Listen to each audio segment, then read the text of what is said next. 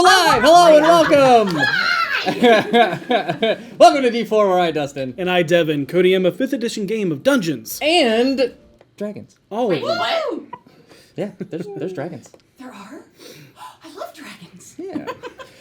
Before we get going for the evening, we have a few announcements to get through. Yes. Oh, we're having. You good? You having a few? It almost wanted to update. Oh, we're yeah. not doing that. No. But, ladies and gentlemen, gather around your wireless receivers and lend an ear to the most riveting tale of terror and mystery. Are you ready to be transported into the chilling heights of a secluded mountain? Introducing the Velvet Lodge, a spine-tingling journey into the unknown that will have you on the edge of your seat.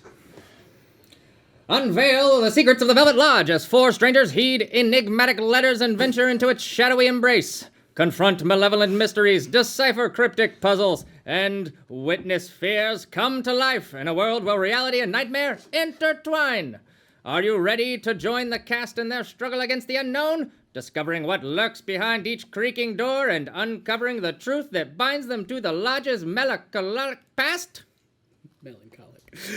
Not anymore. Feel the river feel the shiver down your spine as you listen to the echoes of the past and footsteps of the damned. Will our protagonists escape the clutches of the macabre game, or will they be forever entwined into the lodge's dark history? Tune in to find out. So turn down the lights, stoke the fire, and let the enchanting aura of this haunting tale embrace you as journey into the unknown with the Velvet Lodge. And you can watch all 7 episodes of the show as it is fully released now on our YouTube channel at Elder IENT, or listen to it wherever you catch your favorite podcast show. Stay up to date on our socials as we will be introducing a behind-the-scenes short and have a cast and crew live Q&A. So make sure to submit questions to the Velvet Lodge questions channel on our Discord, linked in the chat and our socials. Yes. Are your players giving you a run for your gold pieces? Do you find yourself struggling to conjure up perfect monsters to throw at your disorderly adventurers? Fear not, Dungeon Master, for we have the ultimate solution to your tabletop troubles. Trust in the heart of the cards and embrace the chaos with our brand new Pandemonium Encounter cards. With a stack of 30 wickedly crafted cards at your fingertips, you'll have the power to unleash terror and excitement on your players like never before. Designed to rest on the top of your DM screen, it makes it easy to have quick reference for both sides of the table. They feature all new gorgeous artwork on the front and DM info on the back. The DM info includes the full D&D stat block and exclusive Beetle & Grimm's tactical tips that include combat hints for the DM, provided in collaboration with award-winning monster combat blogger Keith Amon. These monster cards will help you make the most of your encounters by tactfully keeping your players on their toes and providing visual threats to haunt your players' imaginations. So, if you're looking for a way to add excitement and variety to your D&D games, then you need Beetle & Grimm's Encounter Cards. Order your set today at beetleandgrimms.com. I think you're good. Oh, hi. I was just looking through Die Hard Dice's website because today's kind of a big deal. It is my eldest nibbling's birthday, and not just that, it's their 18th birthday. So I'm struggling a little bit today. But their favorite color is purple. So I decided that I was going to go on to Die Hard Dice's website and find a pretty set of purple die because they're kind of interested in getting into gaming. And y'all, there are so many pretty ones I can't pick. Like, I really like the Mages Guild Conjuration set. It's a metal die set that's purple with this really pretty kind of blue for the numbers and stuff, and I love that. But I don't know if she would like the heft of metal, so I was looking at a couple other ones, and there are some absolutely gorgeous Alicia dice that I'm thinking she might like. So I'm probably just going to buy a couple of them for her, because I'm going to use discount code D4BFFs or D4BFGs and get 10% off that order. And it's going to help support our show. So it's like a birthday for everybody.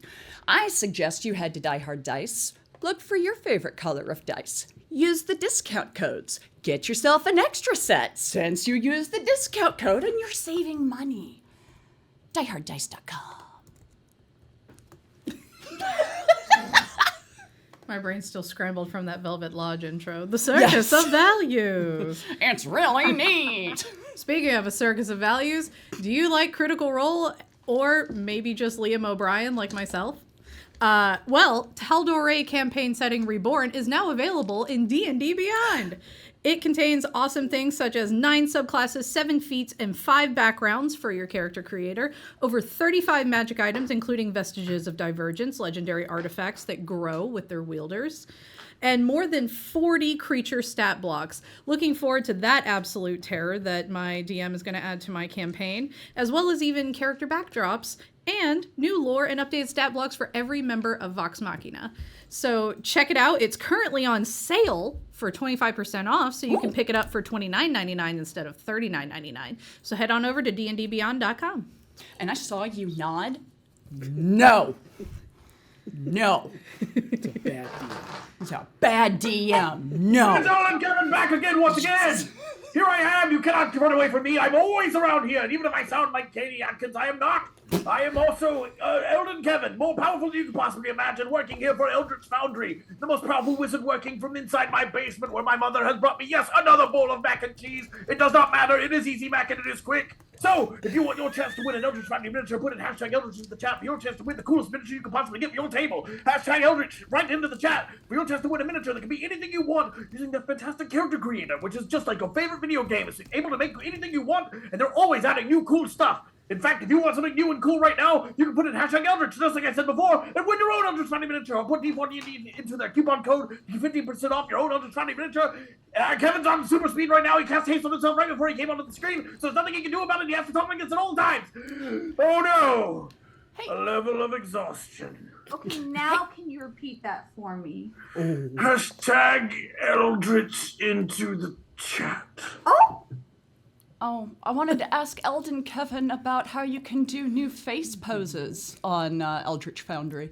By using your mouse, you can use it right now if you wanted to. It's very, very easy. Go into Eldritch Foundry and go and make your own character with whatever pose you want. Not only facial expressions, but also your arms and legs. You can do all sorts of crazy stuff. Exhaustion level 2.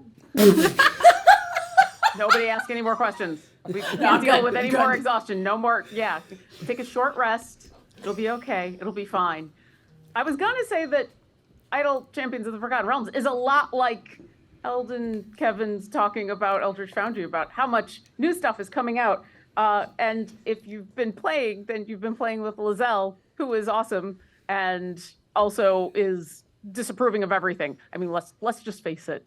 I live for her approval. Yes, you have to live for her disapproval because that's the only thing you're gonna get. But what you'll also get is her awesomely jumping out into the middle of the formation with her sword and doing a big psychic blast, and then everything dies, and it's awesome. So if you would like to get Lizelle in your game, even though she's going to disapprove of it, go ahead and put in this code, which will get you a free Electrum chest in your game to help you gear up Lizelle, and hopefully she'll approve of the gear that comes out of that. What is we'll have to tonight's see. code? We'll have to see what gear you reap, bite, and chiz.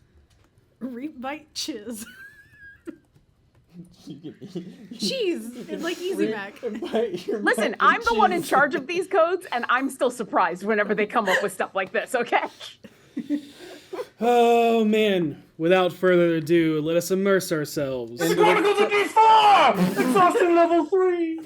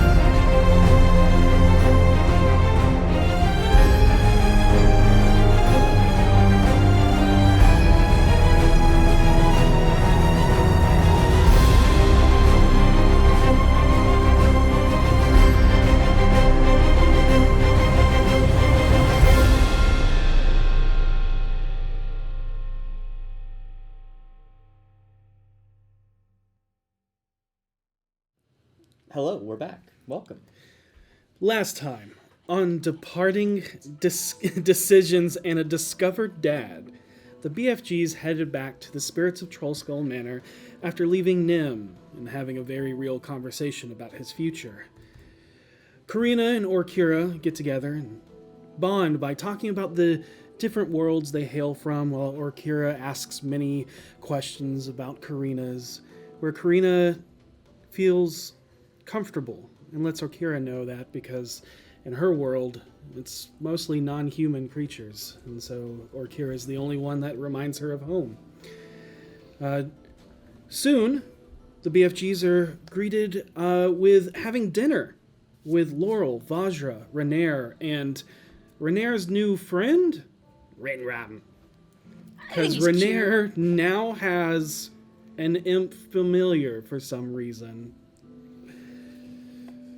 The party then talks about where they go next, what they do with Vajra, Laurel, and Renair, trying to see if they can get any information about the Sea of Fallen Stars. And when Seisha remembers about the floating obelisk that she saw in the vision of the Far Realm, or when they went to the Far Realm, there was a Zentarum who speaks up and says that he actually has heard of a city called Brasune in Akanul, which is just off the coast of the Sea of Fallen Stars, and is potentially a place to start. Petunia then casts Legend Lore on the Sea of Fallen Stars, and learns a lot of information about all of what the Sea of Fallen Stars is, and what resides there, and what they could possibly uncover and encounter. Yeah.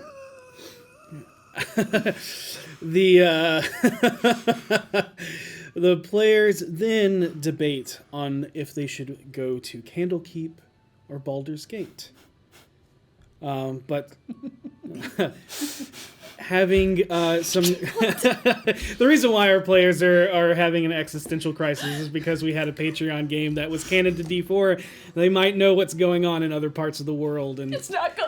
And we refuse to metagame. It's not good, though. You can't. Yeah, There's no way. But as they have this debate, Karina looks into history as she is granted a vision from the Raven Queen to learn about George Forsworn's dad, Aben, by seeing through the eyes of his wife, Adoran. Orkira then sends a sending to Aben, which he replies in a heartbreaking way, where he believes that angels are calling to him to tell him it is his time to go and return to his deceased wife, where Akira quickly says, no. Didn't he think she was his wife? It was first, and then, oh no, this must be angels calling to me. Okay. Yeah. Yep. Oh, it was heartbreaking. But as that is cleared up a bit, as Orkira tells him that they're just reaching out about his car's extended warranty. No, just kidding. About talking about his son, George, and which he replies solemnly that he will speak to them if they come to Baldur's Gate. Not gonna lie, I expected a very like Boromir Armor. I have no son. Like, I was a little worried about that. Yeah. At which point, everybody splits off to go to bed, where Harold and Petunia go and have a conversation, and get back together.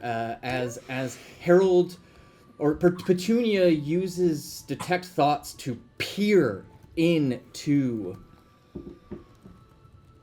his memory of how he sees her after she loses all memories of the feelings and love that she has towards Harold from the deal with Baba Yaga.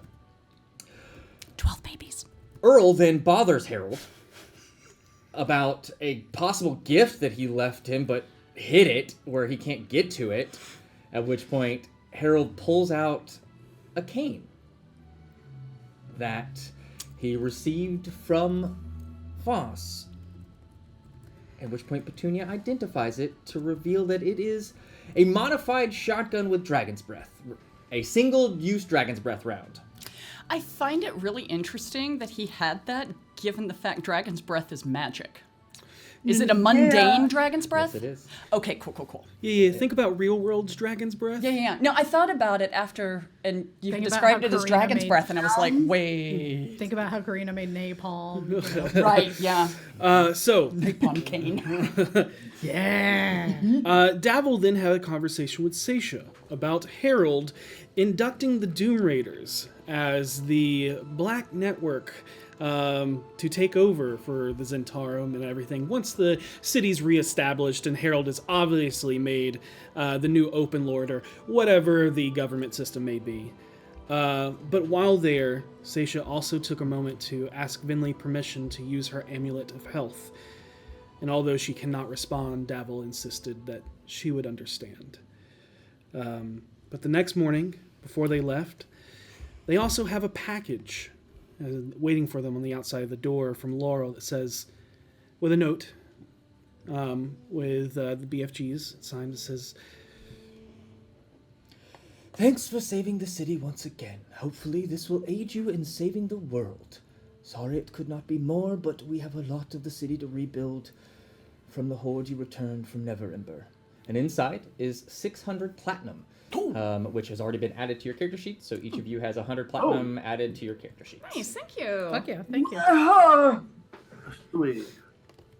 At which point, then the BFGs head out to the tree in the courtyard.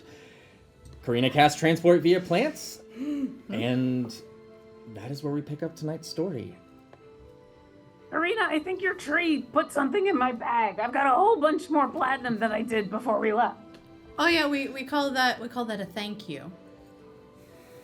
I mean, we should give the tree the thank you, right? Not the tree thanking us. It's Am I thanking getting us that for wrong? being kind. You know, some people they just run right on through. but as you all step out into the world once again, your body feels all tingly from the feeling of instantly transporting magically through another living organism. You first notice the sun upon your skin feels warmer, as if winter hasn't fully set in quite yet this far south. The rustic sounds and earthy smells of farming slum life mingle here with the acrid stench and cacophonous sounds of a bustling city. A fairly busy slum town greets you as your feet hit the compacted grass of the well-worn area. More dirt now than vegetation. Merchants, travelers, and caravans loiter and move about, stabling their beasts of burden in carts in order to transfer their wares to city-sanctioned conveyance for a nominal fee.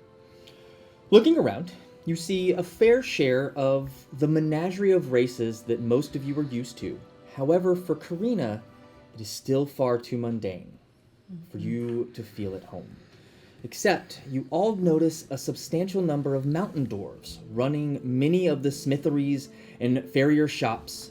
A massive line of many of the merchants stand at the wait outside the massive twin tower portcullises that stretch out to the east and west for miles, with a colossal wall nearly twice as tall as those you are used to in Waterdeep. And something that strikes you is the militant watch and soldiers are even more apathetically rigid and numerous than anywhere in Waterdeep. I just sent you something in Facebook if you guys want to look at that. Pretty. The form of these watch and soldiers mimics the oppressive...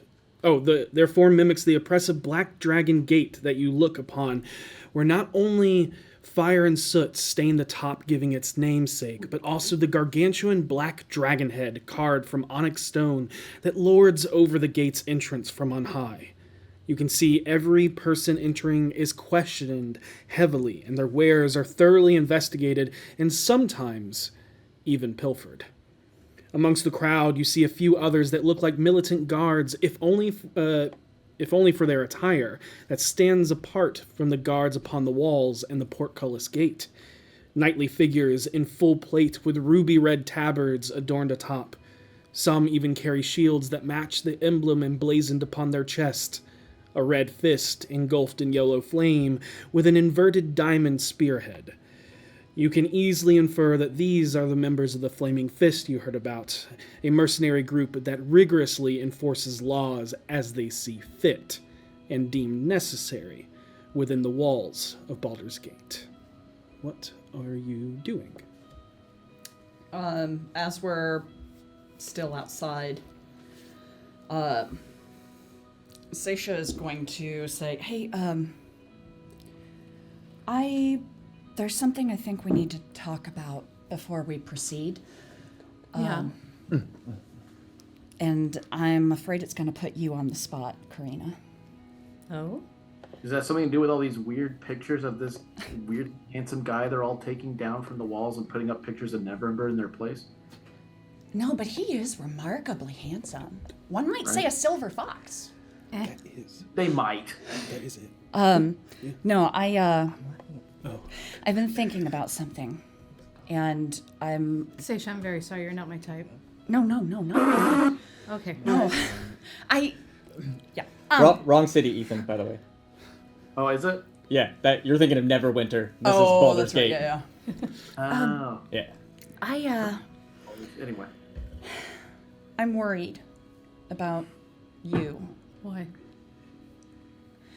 because I know you are very adamant about the disparity between resources that adventurers have access to versus the everyday person.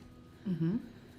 You have previously indicated that you don't want to be brought back. I'm on the fence. Okay.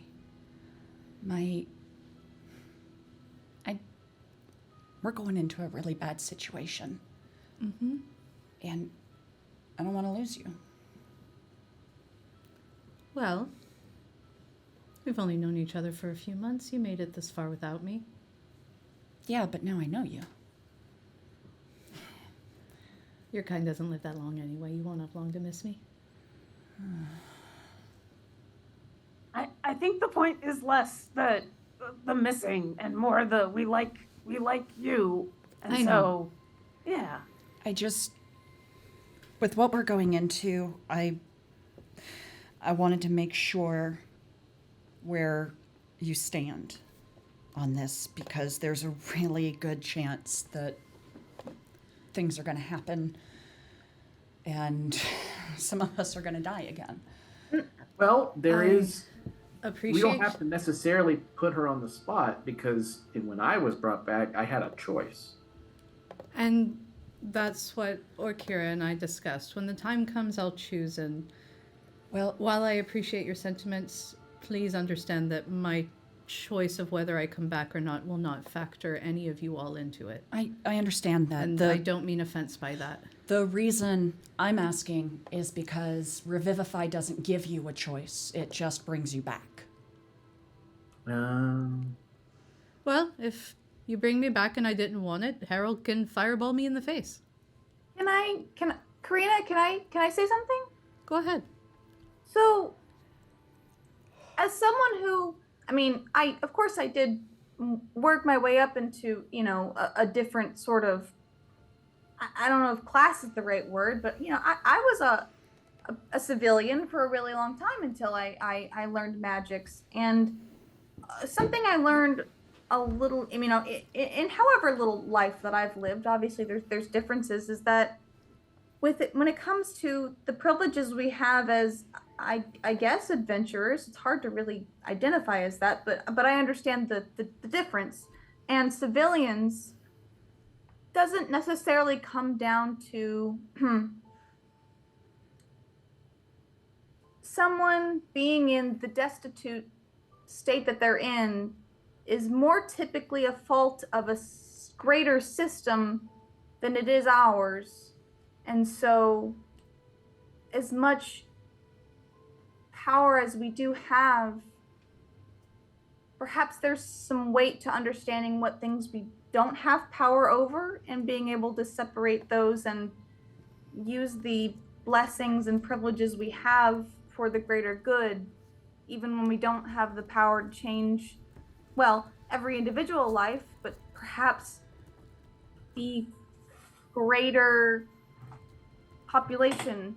I mean, as far as like the world and the universe, and I'm not really putting it the same way I thought about it in my head because I'm not a speech maker like Harold, but do you understand what I'm saying? I don't know. I appreciate what you're trying to say, I truly do, but we just looked at 12 bodies in Waterdeep and decided who had the best value.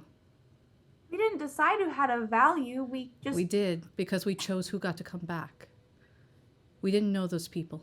We made an arbitrary decision. So should Because we we have don't- just let all of them don't die? you think? No. We You all think everything is so black and white. Sometimes you I can don't. sometimes you can just not have something sit right in your spirit and still keep pushing forward. That's the point.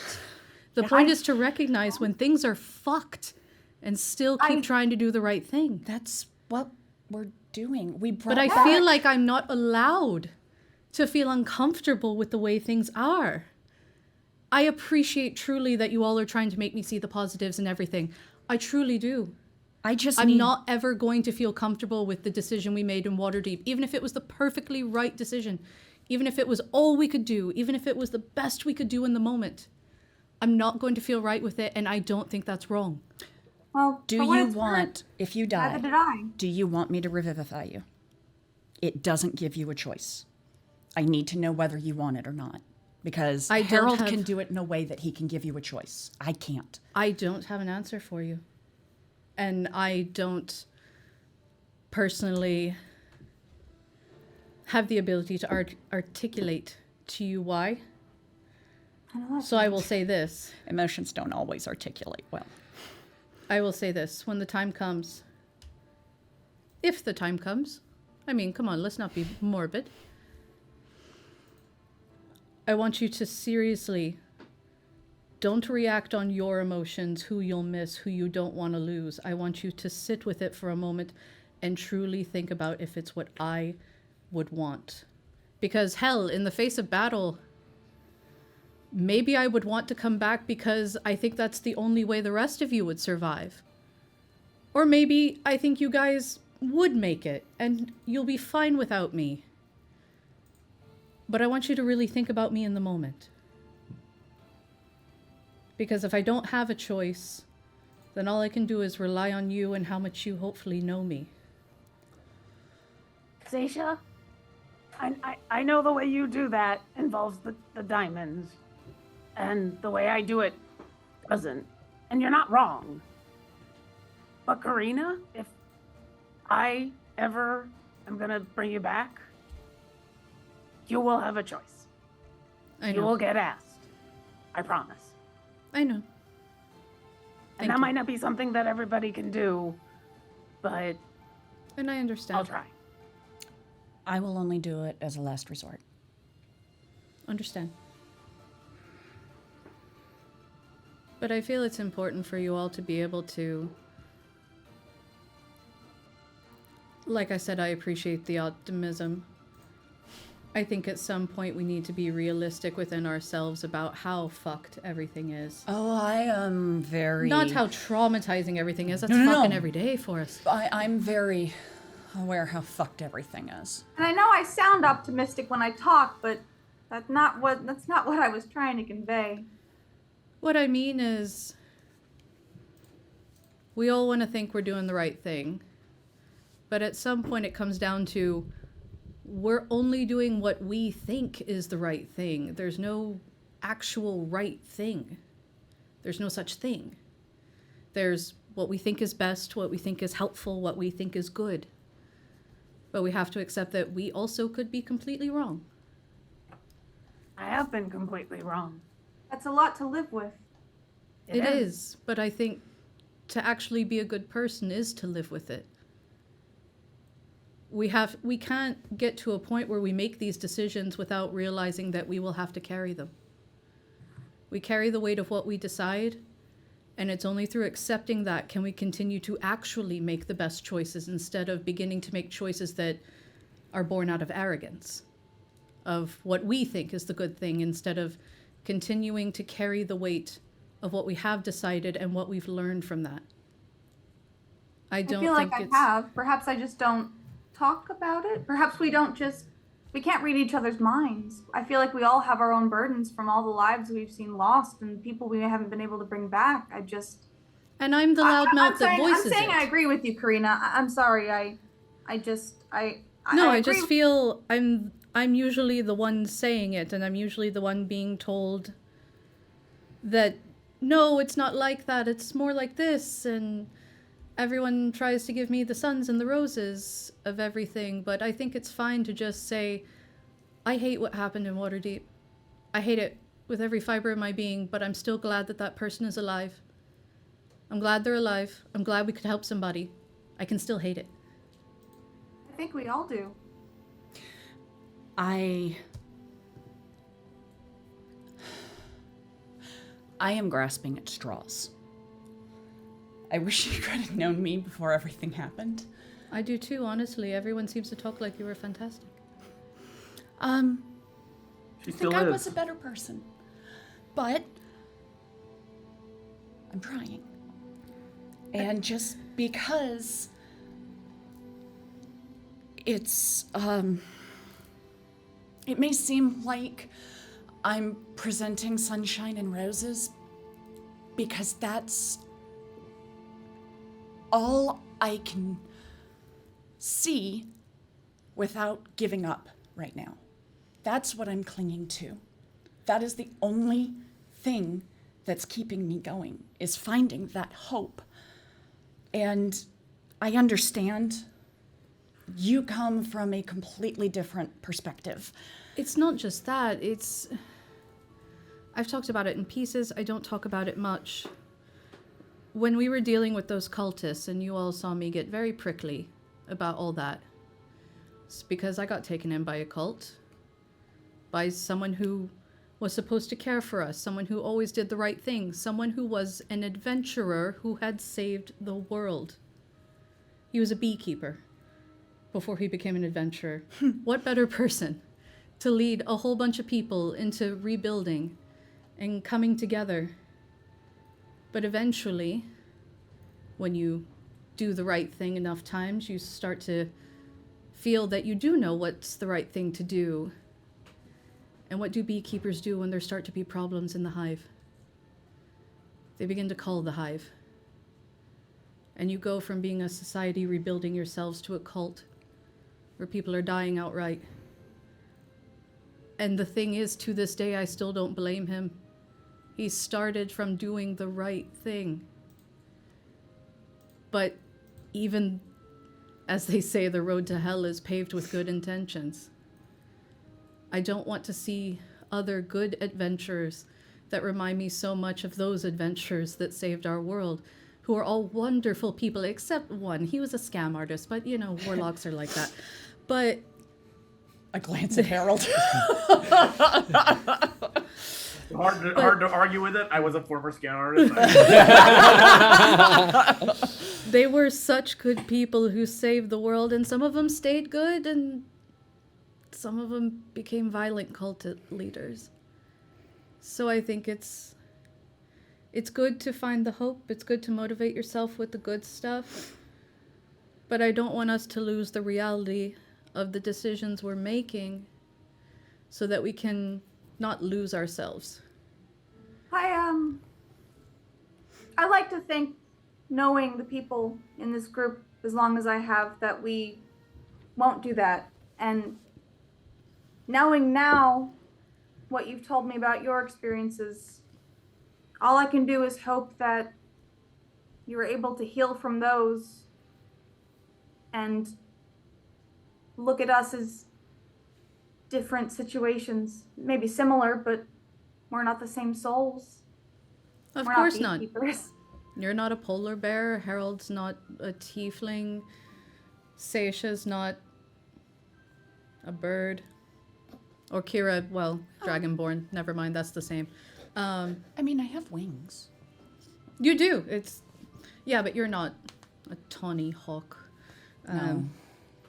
But that's more the thing is, they were heroes. They were great people. They became bad people. Well, some of them became bad people long after the good was done. They saved our world probably 50 years before I got brought here. I just want us to always remember that just because we are saving the world, just because we are good people now, doesn't mean we can't be bad people tomorrow. So we should remember that. I was a bad person yesterday, so. We can't be. I know Harold The and same Petunia were a next little day. bad last night. We can only be better or I worse. thought I was the only one who heard that. No, I've been married. I picked up on it quick. Oh, I've heard. Wait, what?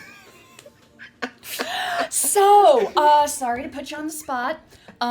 We should probably head into Baldur's Gate because we are on a timetable. Indeed. And 12 babies, let's go. What? Nothing. Nothing. And I just start walking. walking just as fast with Seisha. Hey, Petunia. Double stepping to keep up with Seisha. Like, As the two of them get like just barely out of earshot, maybe not Seisha, but Harold can definitely hear as Arkira is going to look down at Petunia and say, "I'm very glad that the two of you were able to rekindle your physical relationship last night. If you need any assistance with anything, that's totally normal. Don't let the giggling kids get in your way about that." I like how kids are the oldest person here. Appreciate it. Did you not realize that that's what they were talking about? I tell Ellie, or not Ellie, Karina, everything that's being said. Karina's like occasionally tripping from laughing.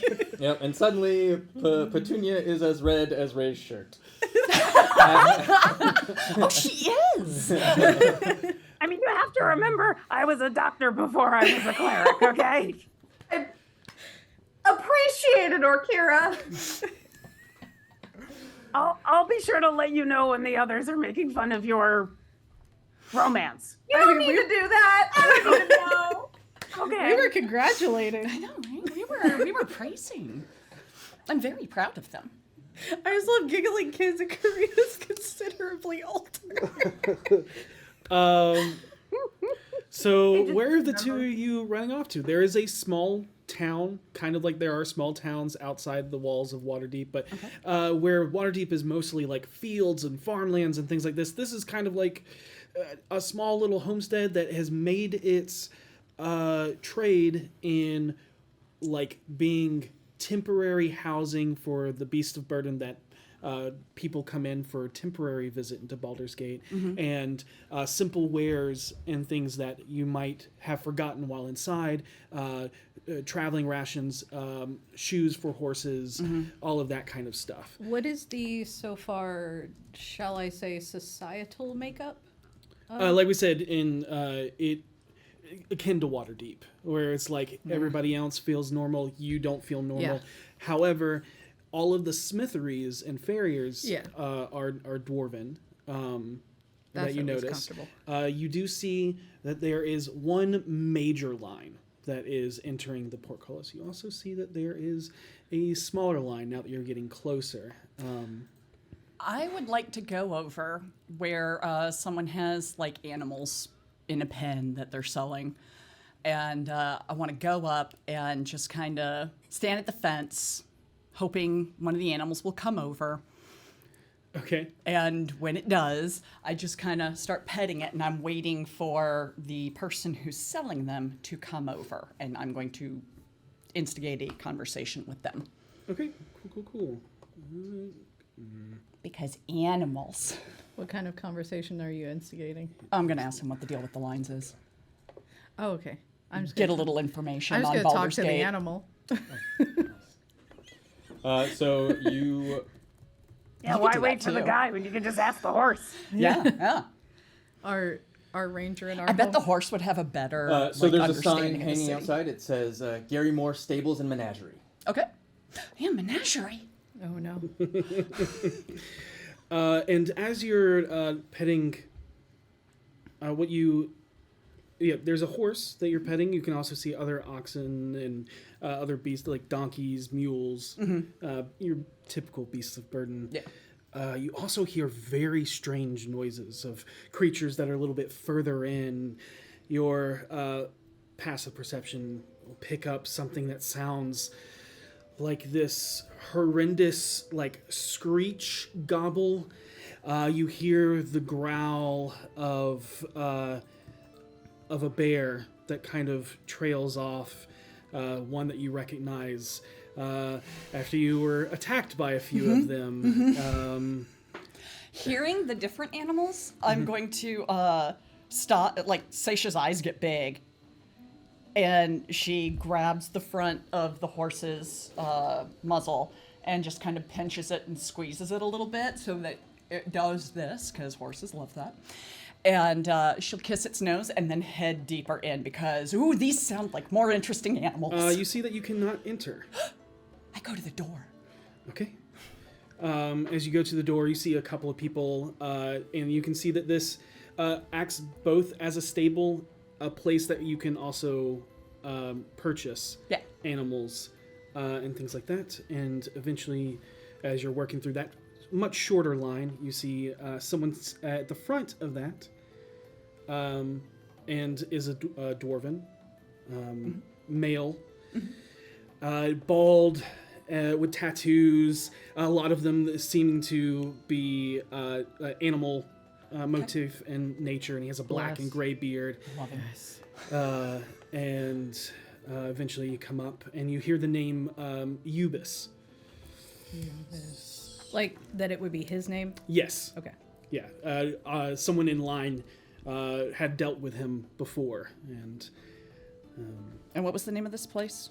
this is Garin Moore, Stables and Menagerie. Got it. And this was the largest stable outside the city. Got it. I'm gonna make eye contact with him, but let's say she'll lead the conversation. Just kind of a like, you know, whenever you go haggling and there's the friend who clearly knows how to haggle, that's And the like, one that does not. and you're like, I'll let them do it, but I'm here too. And you see him like look up, and then immediately look to you, and in Dwarvish say, "Hi, good day." Hi, good day. My friend would like to speak with you.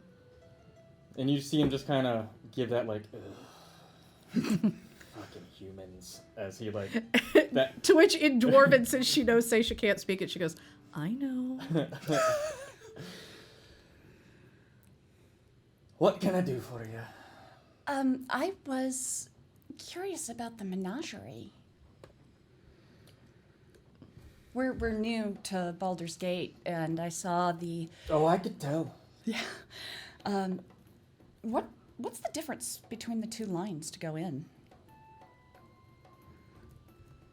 So which is it? You're curious about the menagerie or the two lines to get in? Definitely the menagerie. It's just, I noticed the two lines and was confused, so I figured I'd ask you. You know humans, they get so many questions at once, she says in Dwarvish. Well, I can let you know that the menagerie is 4 copper to enter. Okay. Other than that, I'm not telling you anything. No one is. But I will give you a little bit of advice. For free. If you aren't family or a business partner, nothing's free. Sometimes, even for friends, a greased palm goes a long way. Good to know. And I hand him a gold. Okay. The greatest fuck you. Yeah, it's 4 copper, you mangy get gold. And You're only going to talk if I grease your palm, eh? Yep, All as right. he takes the gold and goes like that. Oh,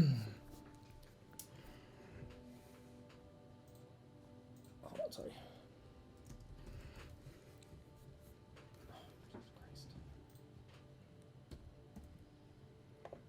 I want a puppy. He'll go, This is one of the smaller of the two. We have another operation out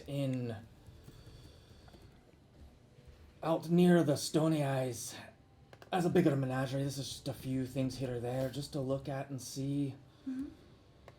It's not a petting zoo. I understand. And I won't pay for a missing hand if you get it cut off or bitten off or eaten off or you yourself get eaten. I wouldn't expect you to. And like he points to a sign and it says, "Don't be a fucking idiot." Translated into 12 languages. Yep. But as for the two lines, one's for working inside the city, the other's for residents of the gate itself. Okay. And He'll kind of like palming and like rubbing that gold coin, just almost like feeling if it's real or not. Mm-hmm. We'll go, now I'll give you a little bit more advice. Don't fuck with the fist. They run the city, and they hold power because the people that run them have all the power. Since you say you're not from around here, and most likely I can tell you've probably never been here, just with the way that you presented yourself to me. Mm-hmm. But the fist, they can be bought if you have enough coin. You can pay them to look the other way, or to enforce a law on another person on your behalf that you just so happen to come up with. Mm-hmm. But it'll cost outsiders way more for them to harass anyone from the gate. Also, don't fuck with people's money. You may bleed gold. But you may bleed gold from someone's purse, but they'll bleed rubies from yours if you catch my drift. Mm-hmm. Easy enough. Karina hasn't stopped in Dwarvish, but if Seisha catches her eye, she gives her a little, "I'll tell you later." Mm-hmm. But feel free to go in and let me know if you have any other questions. I'm going to stay outside with Ubis. I'm going in. Okay, and you're given a small thing of feed for the different animals in there, different like small vegetables and stuff like that, and you come across one that you know, just half owl, half bear. Yes. Another one that catches your attention is what you think at first is a Pegasus, and it instantly draws you. Yep. And then it turns from eating the hay as you try and get its attention, and it has the like beaked head of an eagle as you look upon a hippogriff. Mm.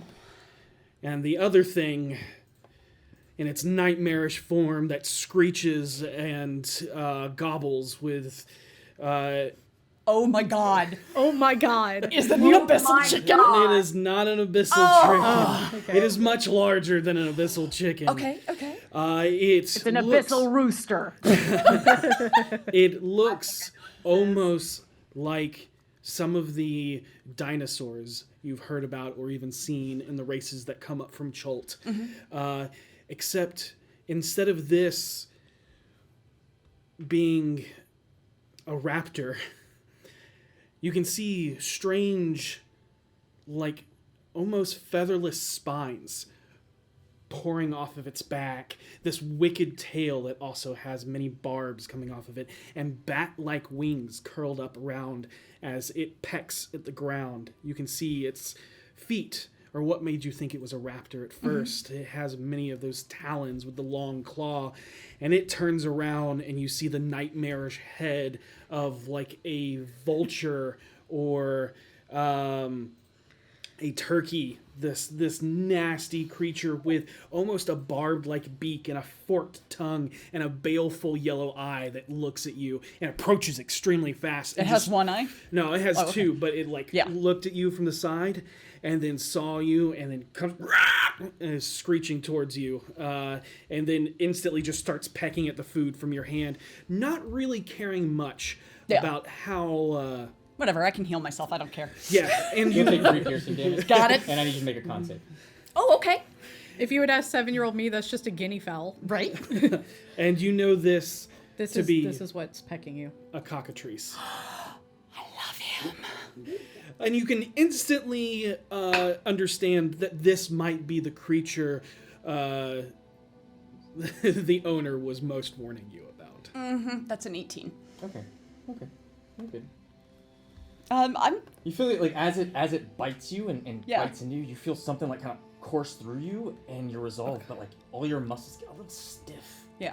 at first, but you're kind of shake it off a bit. Yeah. I feed it and just talk to it sweetly. And after a few minutes, I'll move over to the, what was the horse one? A hippogriff. Hippogriff, And yeah. As you're going, you see there is a like very akin to the art gallery that you have been to. There is a human like male with a beard just petrified to stone. Yeah. And there's a sign on around his neck that says, "This is an idiot. Don't be this guy." Okay. I love you, Bis. I'm So good much. just petting and let go. Yeah. The second she's around the corner, I'm gonna make a show of like watching her go around the corner. Okay. So sorry about her, first and foremost. Humans. And then you pick them up and it's like a rash. You can't get rid of them. Tell me about it. I've got to outfit her with some shit. She's far too squishy to be out in the real world. Where can I get some actual good armor? The Wide. The Wide. All right. Yep. It's gonna be the only place you'll be able to really do any shopping around. Got it. Any tips for the Wide? And I'll be reach into my bag, clearly willing to pay for the information. Okay. It'll cost you to get in. All right. It's been a while since I've been in, or at least, but depending, could be up to a gold. Oh. Like I said, pretty much everything in the gates gonna cost you something. That's not a But- problem. Don't fuck with people's money and don't steal. Yeah, not a problem. But She might you be. can let the guard, the fists, or the watch, depending on whoever's letting people in today, over there at the Black Dragon Gate. Let them know what you're here for, and All right. they'll probably charge you for entering and give you a little day pass or what have you, depending on how long you're gonna be here. And Okay. just let them know, and they'll give you directions on how to go and get there. Awesome. I'm looking for a fella as well. Someone I was told to make a merchant conversation with. A fella, I believe, named Aben. You know who that is? He's a merchant man. You see him like stroking. It's all right if you don't mustache. know And you can him. see like his like blackish mustache kind of like goes down into a double braid that kind of fades up, but then like falls out like where it was once braided, but then he hasn't Yeah. really kept up with it, so it's still braided towards the. Or unkempt towards the Yeah. top here, but still braided down. You can see he And like she still rubs has it. all of her regal braids Yeah. going through her hair. And he it's like he's rubbing. You can see exactly where he stops. The like I love that. is where the braids start back again, and so he's just Aben. It's all right if you don't know him. I can't expect you to know everybody in the city. Perhaps you have been here before. Once or twice, but I wouldn't call myself a local or regular. Oh, I've got some bad news. He was part of the League, No. Merchants League, dissolved sometime around 1480. Damn it, there goes my deal. 1482. 4 horsemen took over and now line their pockets with the taxpayers' money, so instead of having competing prices gouging from the Iron Throne, Merchants League and the Zentarum, now it's just one large cost for the benefit of the 4 horsemen. Damn. Are they reasonable to deal with at all? I mean, it's a shite situation, but I still got needs. Who? The 4 horsemen. Oh, the Council of Four? Yeah. I mean, any other governing body? Plutocracy or mafia or whatever the fuck you want to call them. Yeah.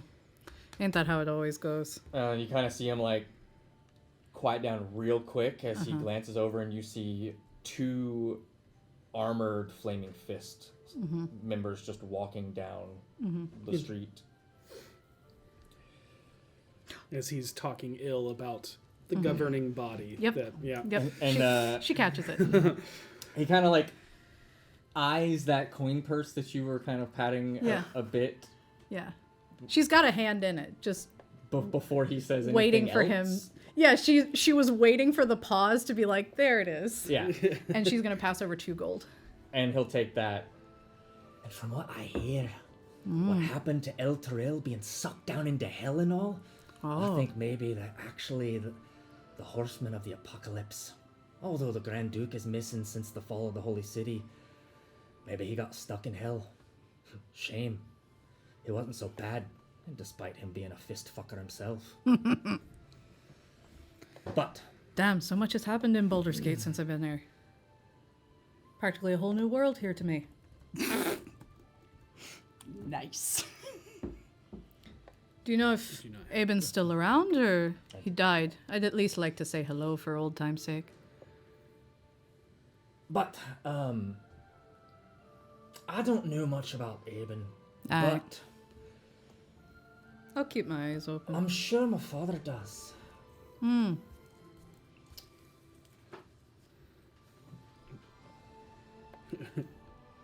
Sure. His name's Dorian. Dorian, alright. Hey, he runs a smithy there in the Wide, actually. Oh, good. I'll patron your father then.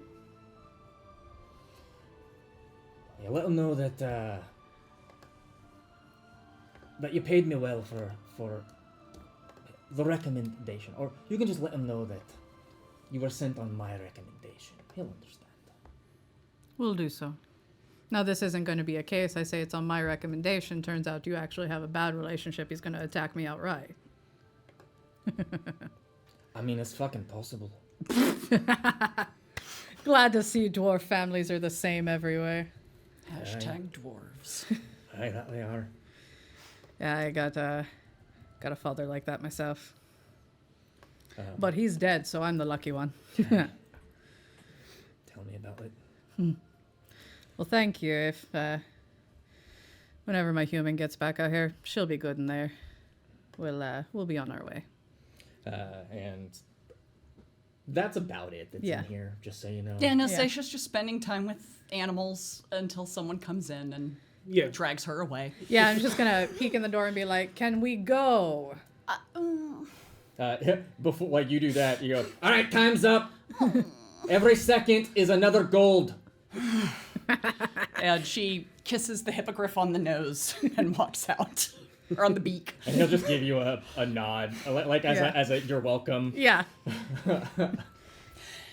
Thank you, Ubis. You ready? He just grumbles. Yeah. We'll see you around. So, the big menagerie was where? And he just turns around and just ignores you.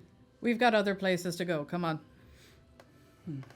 And I will follow Karina. The second we get far enough away, I am just. What is a language we share? Do you speak Celestial? No, I got Druidic, Dwarvish, and Primordial. We do not share a language. I can do telepathic bond. I would imagine you guys have caught up by this point. Yeah, by this point, you guys are probably meeting up with us. So yeah, I'll just. Hey, Petunia, can you? Yes. And she starts flipping open her book and like doing her spells inside her book. And 10, 11 minutes later, everyone can hear everyone's lovely dark thoughts. I had You just assumed hear that, screaming nonstop. like, we had caught up, but then it's like, oh, okay, we know that Seisha's looking at animals. This is going to take a hot minute. So, Karina leading out the doorway, being like, "Help it just be a minute." She found a Orkira is going cockatrice. to use her height and her obviousness to look around and just, like, keep an eye on things in case something interesting happens or she can catch some information, but she's not going to approach anyone, especially since I'm sure Yeah. she stands out like a sore thumb. The second that we have telepathic bond up, I'm just gonna be, okay, so. And spill the tea. Yeah, I'm gonna spill all the tea and be just like, okay, also the dwarves here kind of suck, so I'm just gonna act like a bit of a bitch. You guys just let me do it. Harold just takes his mask and puts it on. And she's like, okay, we gotta go to some place called the Wide. That's where Yuba said we could do all of our good shopping. People there might get a little squirrely, so if it's a dwarf merchant, let me know.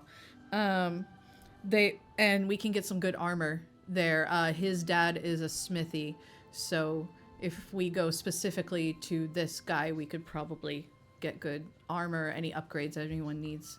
I know I need some. Is the Wide one store, or is it like a block of stores? He made it sound like a market. Okay.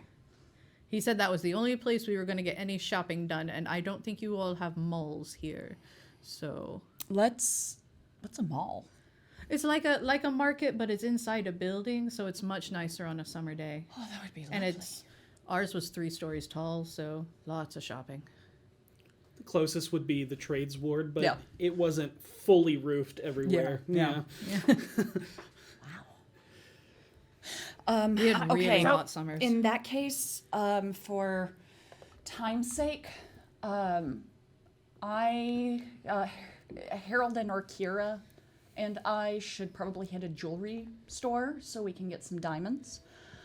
And then you... I'll head to the smithy. You need to go to the smithy. Petunia, what do you need? Do you need anything? I don't think anything other than the general things that the group needs, like perhaps potions. Anything for aching muscles. Maybe. Well, how about this? Orkira and I will go get the diamonds. Harold and Petunia, why don't you get regular supplies? And I hate to send you alone. Oh, I'll be fine. Honestly, I'll be better alone with dwarves. That's And probably we're all true. connected, so, if anyone Yeah. needs any backup, we should be able Yeah. to Yeah. find it quick. Is there anything in particular people are looking for armor wise, or anything you want me to take for repairs or upgrades? I'm not looking for any armor. Zaisha, I'll give you some money Anything for diamonds. smith. Honestly, what I was looking for was stuff to help with being underwater. Okay. Oh, that's a really good idea. That's a good point. Yeah. That's a really Yeah. okay. I'll buy the diamonds and we'll split them up. What value do you need, Orkira? I mean, Isn't yours I'm 500? my own value. Well, I know I And don't. you'll remember that Orkira could just do all of the revivifying without any diamond. I don't need as nice of a diamond as Harold. So I wasn't sure how nice of a diamond you need if you need one. I could try and find a magic shop to see if there's a water breathing scroll anywhere nearby. Okay. I'll go get diamonds. Or Kira, go get water breathing potions and stuff. Petunia, you're gonna check a magic shop. I'm gonna assume Harold is sticking to you like glue. You're gonna go get armor.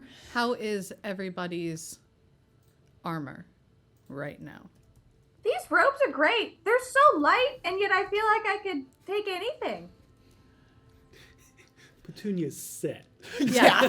she's trying For to life. she's trying to fantasy say what's everyone's AC? Mine is good. Mine is not good.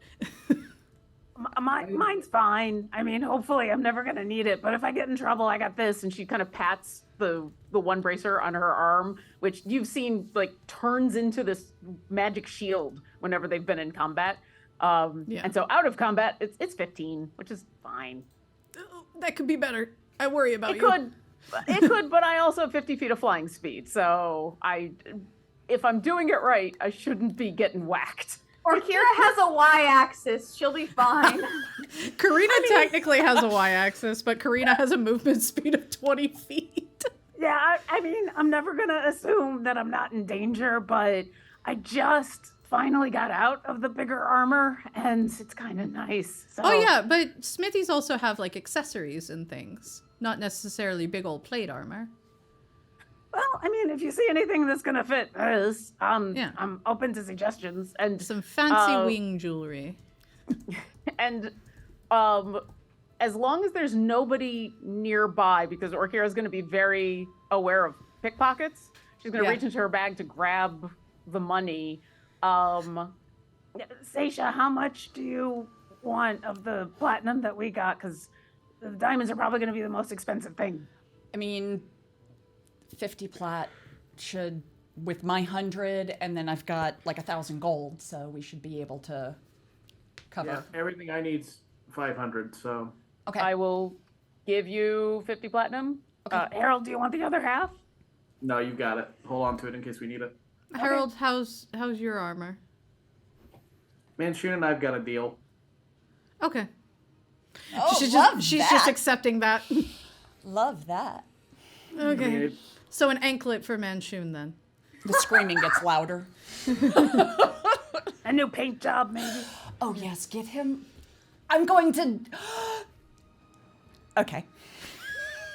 That was An emotional roller over-telepathic coaster. bond. What do we That was a hear? journey. Yeah, that was a lot. journey. That was I a love it. journey. Okay, I so just got a new list on my or a new item on my shopping list. awesome. So as you're waiting, presumably in the longer line, Yes. Yep. That's the one we got to wait in, yeah. I mean, you can investigate to see which one's which, but you see. I'm gonna look at the attire of the people in the two lines. So,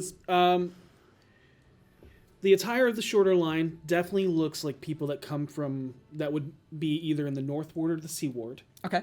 And they seem to be carrying way less. Okay, so those are probably people who live here. And the one that And the- you are in, Yes. there's people that are carrying their wagons and things like that, or even carrying their own supplies. There is a myriad of different levels of attire here, and people from all over, mostly from the Sword Coast. But I'm just gonna stand in the longer line, and if any of you who are better negotiators and talking people, Which gate are we at? You were at the Black Dragon Gate. Okay, just making sure we were at the right one. yep. if any of you who are better at talking to people, or Karina, you seem to get along real well with people here. He gave me some instruction on getting through the gate a little better. Oh, What's that? I need to let them know why we're here. And as far as they're concerned, I've only been here once or twice, but it was so long ago. Everything's practically new to me. okay. But just letting them know that, we're passing by in town. I need to outfit my pet human here because she's squishy. Okay. And as you get close enough, you start to hear things, especially Seisha and Orkira. Just hearing the casual conversations. Also going to teach Simone how to say attenzione pickpocket. Just as a reminder, I used the amulet, Pancheska's amulet, to disguise myself As a aura-wise to look human. Yep. But you hear of this line, it's 5 copper for business, 1 gold for pleasure, and 5 gold for refuge. All right, so 5 copper because we're here for business. And this is for each person. Yeah, we're here to buy stuff. So You, through some arguments of like people being like, hey, why does it cost so much to find refuge here? You find out that refugees pay more because the city does not have the infrastructure to take on large amounts of population at one time. You also learned that refugees are a smattering from both Waterdeep and El Toril. Are we recognized by anyone? Awesome. yeah, I was about to be like, face mask. Yeah. Awkward. You also learn that businesses also have an additional permit fee that seems to be very wildly between the merchants. In the shorter line, as you get closer, you do get that these are the residents of the gate, entering free of charge by showing the guards something that looks either like a permit or an ID, or just by shaking hands. And how many of those hands have One might one say- inside of the- One might Sled say hand. shaking greasy hands. Yeah. You also notice that this line is not heavily questioned, nor are their wares looked over. But if y'all want to roll a perception check to see what those handshakes are, you totally can. Or Kira. My passive perception's better than anything I could roll. I've got a +7. What have you got? What do I have? What's Orkira got? Oh, no, never, Kira's rolling. There's never no mind. I question. have a +9. Oh, okay. I managed to roll well, so 33. 33? Yeah, I'm not even bothering. Would you like to roll as well? I'm getting rid of these Big B dice. They're still. I'm surprised. I'm surprised you're still using the digital dice after yesterday. Yeah, you know what? Dude. No, we're not doing Like, these. I don't think you rolled above an 11. That was a nat one. A 16. 25. 25. Okay, you you go, there you both see 2 platinum every time. Someone shakes a hand. Every time. And No. some of the people that are shaking hands, especially if they are carrying carts, you realize they may not be residents. Yeah. Yes. It's fine. We are not paying that. I just look around going, bribes are too high here. Bribes are too high. Do I need to play dumb? Is Would it that 2 help you? platinum for the whole group, or is it? It 2 helps a platinum little, per yes. person? Okay. Oh, per person. Every price is per person. Look, I'm sorry ahead of time. I have to kind of say some disparaging human things because dwarves actually apparently here don't like humans. I don't know humans. I mean, apparently that's their thing. Roll- So I'm roll just it. rolling with it. Roll an insight check as you continue down this line and see just how, if you look to your left, a map Thank God, 26. that has been there since day one. That's Yeah. amazing. Yeah, Always. I thought. I would also like to. Word. Oh wait, no, we're leaving this. Never mind. 26. You pick up that it's not just dwarves, it's more so Baldurians don't really like outsiders. Yep. Yeah, So it's not really. yeah, but to Karina, she's like, I don't know. Yeah. Well, that's what the insight is. As Yeah, you're, you can actually see, like, Yeah. as She's saying you're like, in oh, line- everyone here is just kind of discriminatory. Okay, Everyone's an asshole. everyone's Got an it. asshole. Everyone's shitty here. But it definitely seems to get you far if you're like, with someone like you, which is gross, but I guess if it helps. Or just keep your head down, pay what you gotta pay, try to get this done without ruffling feathers. Yeah, but I mean, the dwarf gave me like a fuck ton of information for only 2 gold. In that case, do you want me to go with you to get armor, and then you come with me when we go to the jewelry store? That might be a good idea, actually. Because this is going to be the most expensive thing, so having your ability to haggle would probably be really helpful. 'Cause Yeah, I that, don't that know might how be to a do good that. idea. And I have a jewelry item I'm interested in, maybe, if they make it. Yeah, me too. All right. So we'll head to the smithy. We all just need to go to the wide anyway. So we'll just and I guess we'll just make our way to the wide. So you'll get up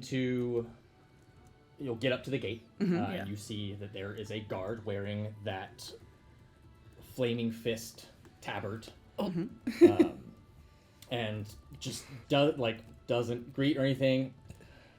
Business, pleasure, refuse. Business, going Refuge, shopping. Not refuse. Business, we intend to shop in the wide. You plan on selling anything in the gate? No, we are going to the wide to acquire items for travels. Good. Means less work for me. 5 of you? Yes. 25 copper. What's that in gold? 2.5? 2.5 gold. Okay. 3. Is that right? 2.5 silver. No, it's 2.5 silver. Oh, yeah, because copper. Yeah. I Yeah. was thinking silver. Yeah. I can't do fantasy math. Then I'll give him 2.5 silver. Okay. And then another guard goes, "Oh, Waterdeep. You sure you're not here for refuge?" As Waterdeep has very specific Or I'll give him minted 3, coins. sorry. Yeah. I'll give him 3 silver. Oh, damn it. I keep it only have a easy. gold. Just giving him a gold. I just realized I didn't exchange my money, so I only have gold and platinum. This fucker's not getting a platinum. That's fine. I mean, if I'll you just give want, him- I've got silver. Oh no, I'm making. It's a gold. I'm being a and- dick about it. I'm gonna give him a gold and be like, "Does that look like refugee money?" If you want to be a dick about it, I've got 1 electrum.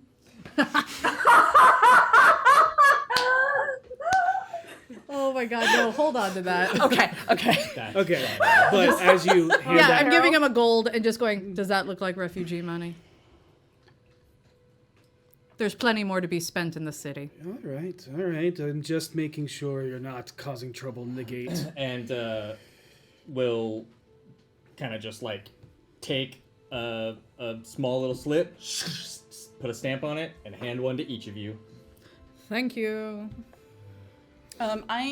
While we were waiting in line, I moved my money under my breastplate like I have previously. Okay, noted.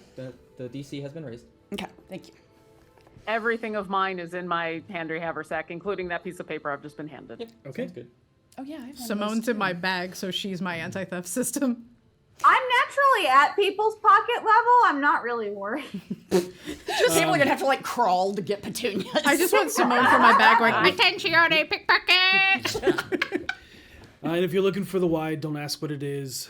Just follow the road straight in. You'll see soon enough. All right, thank you. All right. And And in everyone's head, Karina's like, it is so exhausting to act like a dick. You do it really well, though. I'm just I hope acting. that comes across as the compliment it's intended. No, I'm to just be. doing an impression of my mother. Let's go. Okay. All right. So you make your way to the north side of the on the north side of the gate, in the heart of the upper city, where the upper class patriarch families live, evident by the villas and more intricately constructed homes that surround you. And if it weren't for the city's structures being so crammed together, you would think that you're back in the Sea Ward of Waterdeep. As you push through the heavily guarded streets, you see the myriad of steeples from the majority of temples that call the upper city home, as they peek out over the multitude of rooftops alongside the mansions and buildings of Parliament.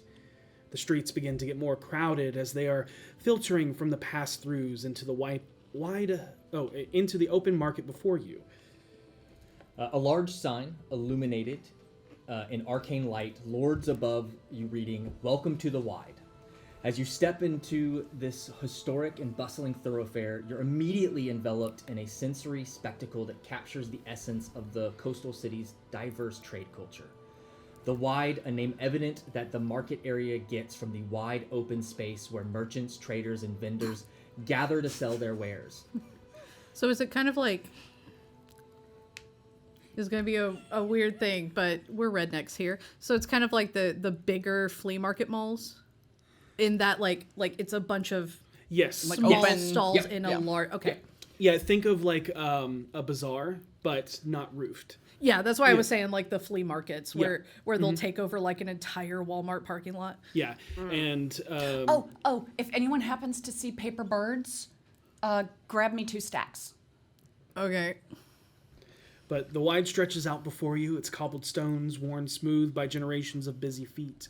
And amidst the enchanting aromas and harmonious melodies, merchants from realms afar beckon you, and all of those that enter forth. Glistening amulets, vibrant textiles, and mystic scrolls adorn the stalls that you can see as you approach. Bard's ballads blend with haggling banter that cause a cacophony as Arden's crafts, tales, and sculptures and paintings fill the area. Maps unfurl for bold explorers, while caged wonders intrigue. The market's mosaic of cultures intertwines, fostering unity amidst commerce and creativity. At least for those that can afford the privilege of purchasing the wares and entertainment, as you are stopped for an entrance fee of 1 gold piece per person. This, you come to learn, is an assurance that the merchants and guards that work the Wide are paid for their services, whether anything is sold or not. Giving him 5. Okay. So Is there in this entranceway a landmark, even if it's an unremarkable thing, like, Yes. oh, there is a big post over here, not a stall, but the somewhere giant where, arcane glowing sign that says "Welcome to the Wide." okay, one of those posts. So if we get that- lost, meet over here. That's Yep. exactly, yeah. Orkira's gonna eye that post into the telepathic bond and be like, hey, so when we're done, how about the right post of the big glowy sign? My right, or like the right when we're going in, or right when we're leaving? And so since You know y'all are what? We're having this going in conversation, now, so I'm gonna say the right when we're going in. Okay. like the guard's like snapping. Like, As he's you're- been trying to talk, but y'all are having this conversation in the telepathic bond. I'm assuming. But as he's like trying to get your attention, You're glossed over, just kind of like staring. Sorry, just trying to evaluate the whole area, figure out where I'm looking for a particular business. There's a lot more And here than I he'll expected. hold out you him the 5 gold. And Yeah. Oh, what a deep, eh?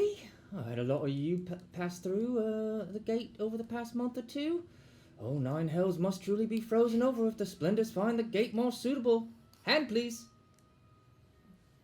And he'll flip it over and literally just The man holds a stamp shimmering with arcane energy. You've seen him use for the top of every person entering the wide.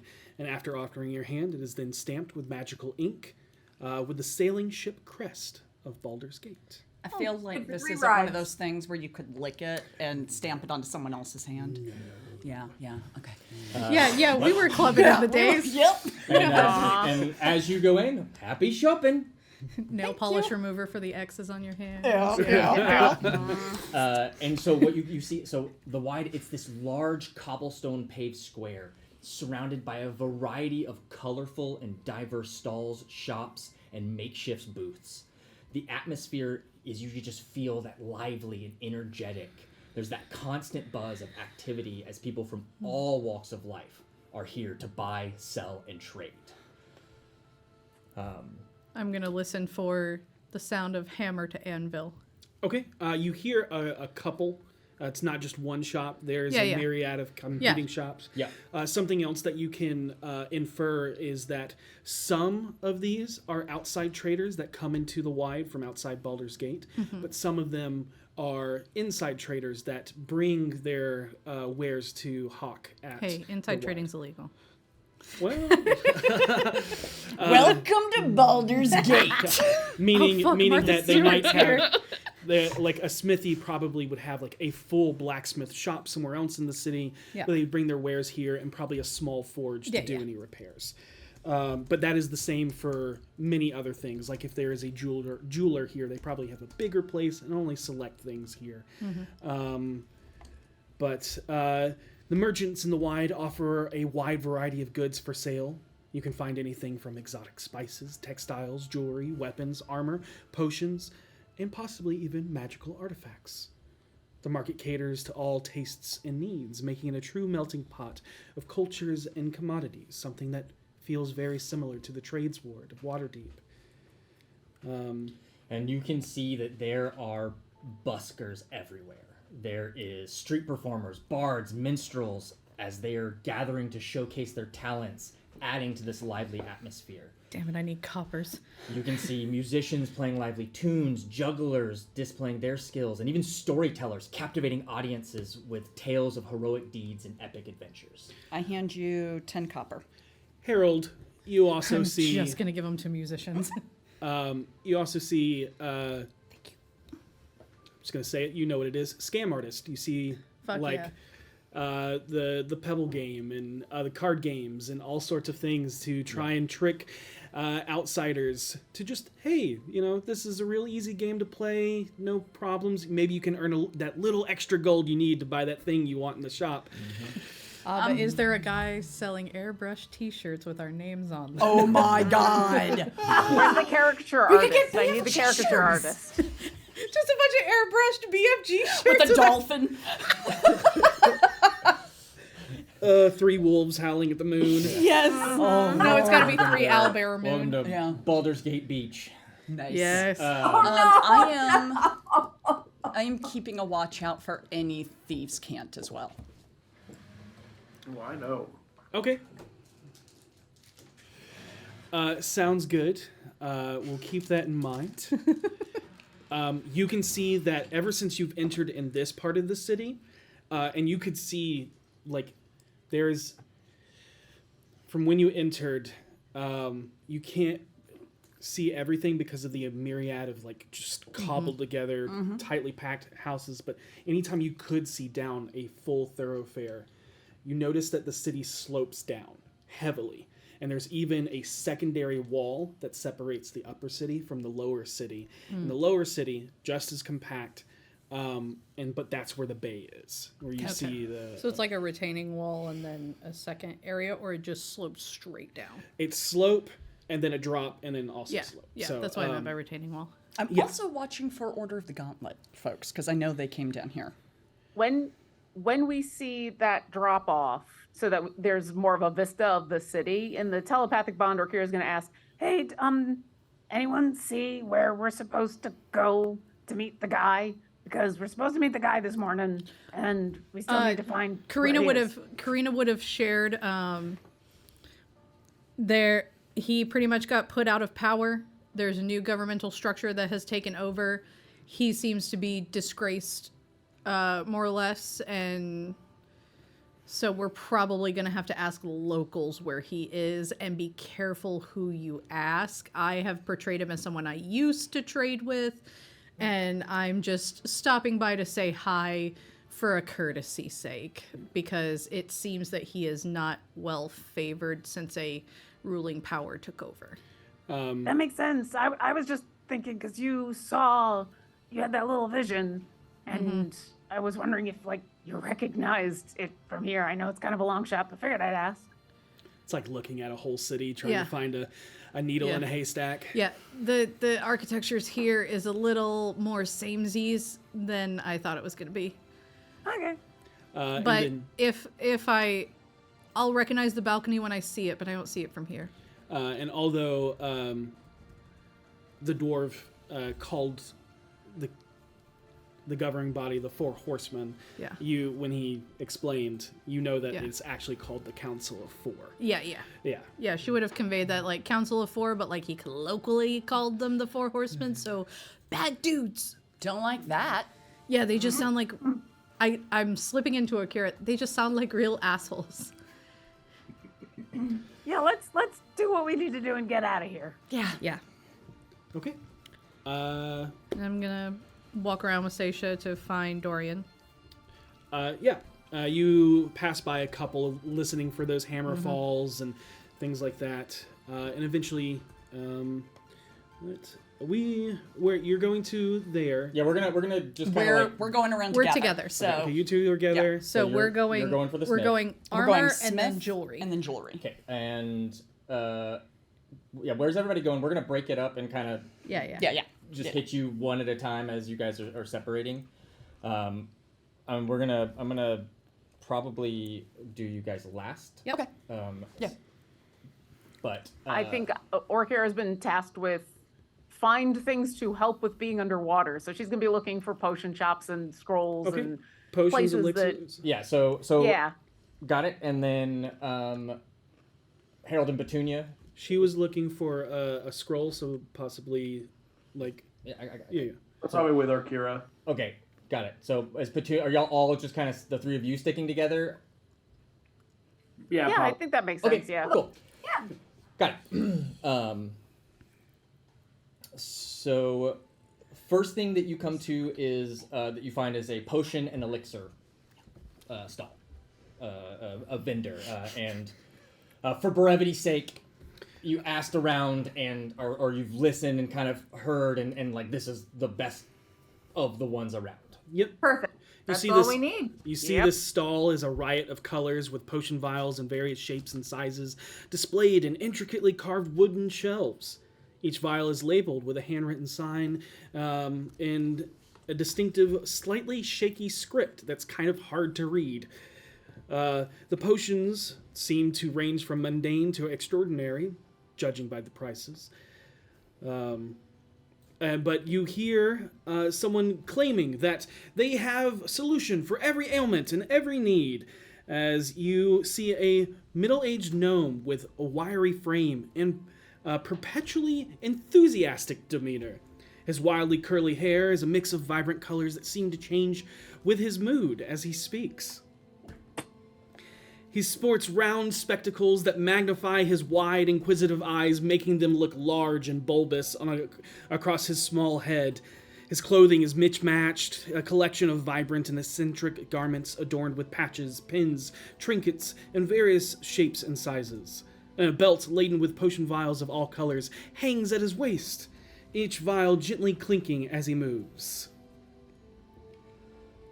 Hello, and welcome in. Yes. You look like someone who needs a bit of a drink of something. I can always tell, especially you with the finely dressed purple attire. That's fascinating. Oh, I love that mask.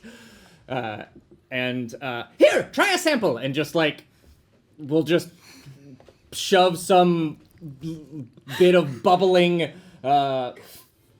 fizzy concoction straight towards you guys, towards the three of you. Not even like to anyone in particular.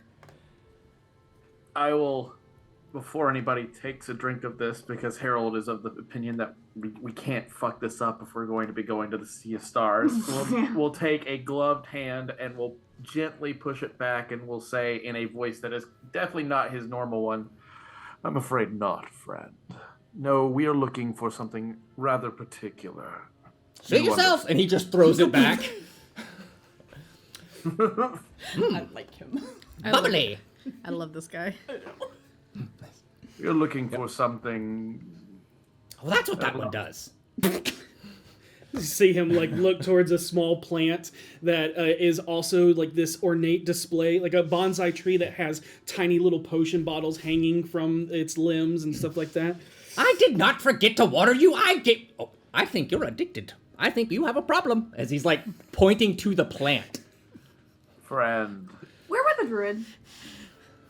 we need specific potions, particularly ones that allow one to breathe underwater or move freely. Ah, yes. Well, you have come to the right place. Allow me to introduce myself. My name is Quentin Quayle, at your service. Oh, no, just kidding. Wrong NPC. Listen, that's what you get for trying potions that are, you don't know what I they keep do. thinking of Salazar when he was making things and having us drink them. My name is Saffron Silversong. Bless. Mr. Silversong, you'll be able to help us find these, I trust. Of course. I have all sorts of potions and bubbles, and depending on what you're looking at, you look like the adventuring type. I have potions of water breathing, as you say. I have oil of slipperiness if you need to freely get out of something here or there. I have potions that can heal up your wounds when you get stabbed in the gut by the random goblin running past you. All of those sound useful. I'm specifically looking for a potion of freedom of movement. That doesn't exist. It's called oil of slipperiness. Very well. You are the expert. I love that Harold and I have just gone to this place of being smarmy, slimy people. I feel like Harold's channeling Manchun. Yeah. I'm literally just doing a character voice I do for another game. And Manchu goes, I've never been more proud in my life. These boots were made for talking. What are the prices of those two, the oil of slipperiness and the potion of water breathing? And then what are the prices of the various healing potions you have? Well, I'll be the first to say that you'll not find better prices anywhere in the gate. I bet my reputation on it. I was about to say life, but I don't bet my life on it. I'm quite fond of that. I actually prefer my life. I don't really want to die anytime soon. I've got a long time to live, a lot of things to do, a lot of people to meet. And... Numbers, please. Thank right, you, yes. Mr. Sorry. What would you like first? What is the price of the oil of slipperiness? 200 gold.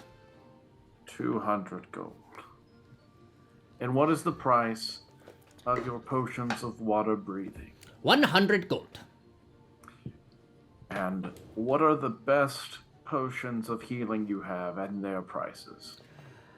Well, I have the most superior of healings. That does sound superior. It is. They are 500 gold apiece. Jesus Christ. It's as much as a diamond. Do some math.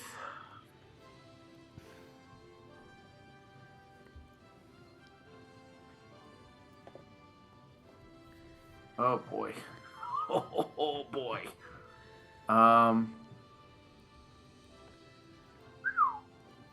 But I also have the mid range, you know.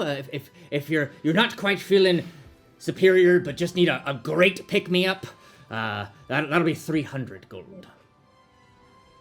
In the telepathic bond to Harold and Petunia, or Kira will say, Well, I'll follow your lead with what you want to get, but I feel like we should focus on the oil because that's going to be Yeah. real hard The for oil underwater. is the priority.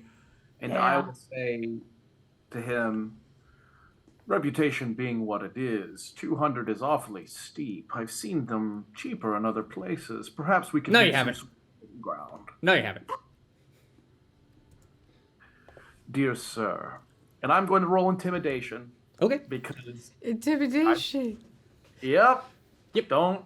He just the tone he took. Harold's Yeah. like, I don't want to be here in the first fucking place. I'm not about to take it off this fucking dome. Also, when it comes to water breathing, because Karina would have known this when we discussed it last time, I do have a spell that lets me give water breathing to 10 people. I didn't think I had it. I do have it. Oh, rock on, solid. Can never How be long too does it sure. last? yeah, I got a good. 27 on intimidation, and I'm not trying to like threaten him. I'm just going to lean a little closer and be like, Mr. Silversong, are you calling me a liar? He leans in. No, but shall I call the watch to see what they think the price is? I will stare back at him a moment and say, and now I'm going to roll a deception roll. You can tell that he's shaken and relying on He's relying. reinforcements. Yeah, he's relying on the cops are scary here. No, save the 20. Okay. I'll take the 12. Sure. Why not? With Petunia's 12, that makes it a 27 in deception, as Harold will adjust his gloves slightly and be like, yes, I just had a meeting with them a few hours ago. Why don't we call them over? In fact, stay there. I'll go find them. And I wait to see if he goes to stop me. What was your total on that one? 27. No, that's fine. But I assure you that my prices are the lowest that I am able to go. If they're the lowest you're able to go, then unfortunately that is the situation we're in. Very well, I'll take 6. And out of play, I will just let you know that I price these probably cheaper than. Like, That's totally they're fine. Really,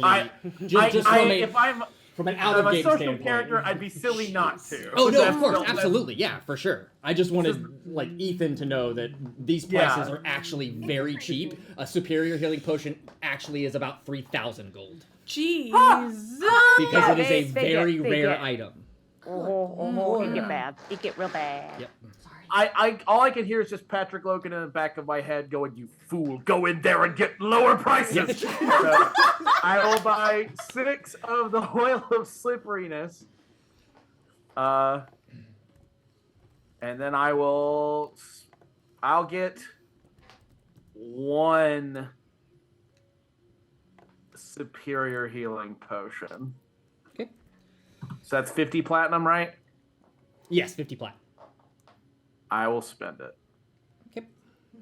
And I will say to him, Mr. Silversong, your reputation shall remain in this city as glistening and wonderful as it was when we first arrived. I'll make sure everybody knows to shop directly from you. Much obliged. And as a token of gratitude and thanks for being such a gratuitous customer, I will throw in a free potion of healing. I will take this. Thank you very much. And I will pop it in my pack, and I will, in my mind, think to Manchun, how was that?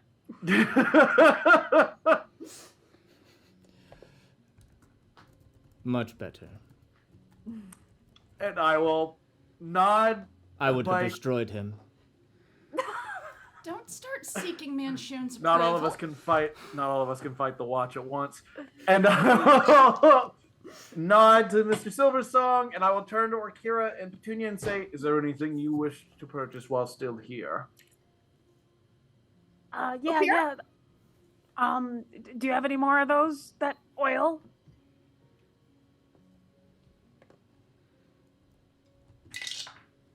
I have 2 left. He cleaned me out. It's really useful, and it can't hurt to have when you get in a sticky situation, right? I'll take both, and I will spend the 400 gold and get both Got it. oils of slipperiness, even though I know Harold has bought enough for each of us +1, and Orkira's just getting like backups because that's how she is. And then he'll. I've also got some this here, and he'll hold up, and you drink this, and time slows as you move so fast. And then this one, which sometimes you don't sleep, and you just get so exhausted. It's a good pick-me-up. And he holds up, and it's that, like, a very familiar golden 5-hour liquid. energy. 5-hour energy. No, that's the other potion. It's a Kieran hour energy. Yeah. Get the ice potion. That all sounds super cool. I don't know how helpful it's going to be. Also, moving real fast is nice, but I can't think that fast. I guess I'll just ask. You know we're going underwater. Do you have a suggestion? I don't have much here, but potentially my halfling friend, Quentin Quayle. You may have heard of him. I think you were talking about him as we were coming on in. He is a bit of a collector and might have some things that you could use. Okay, all right. Petunia? What of is that when are you referring to that energetic one? Is that a potion of rest, or do you have those? No. What about potions of sanity? Looks at you very puzzled. Oh, I'm gonna. well, there is more variety back in Waterdeep. After I've paid and we've all talked, I'm gonna pull out one more gold piece and just kind of remembering everything that's happened, be holding it in my hand and look at the guy and say, The only other thing I need is I'm looking for some place where I don't need like armor, but I could use like the hottest forge you could find. Well, what would you suggest? What'd you say? Sorry. The hottest forge you could find, someplace that could melt anything. Goblin, what are you doing? Will he's just giving me a look. I don't know what that look is for, though. I was plugging in my tablet. It got down to 15%. like I thought you were doing some sort of forge thing. I don't know. I looked up and was confused. All right. He's like thinks for a moment.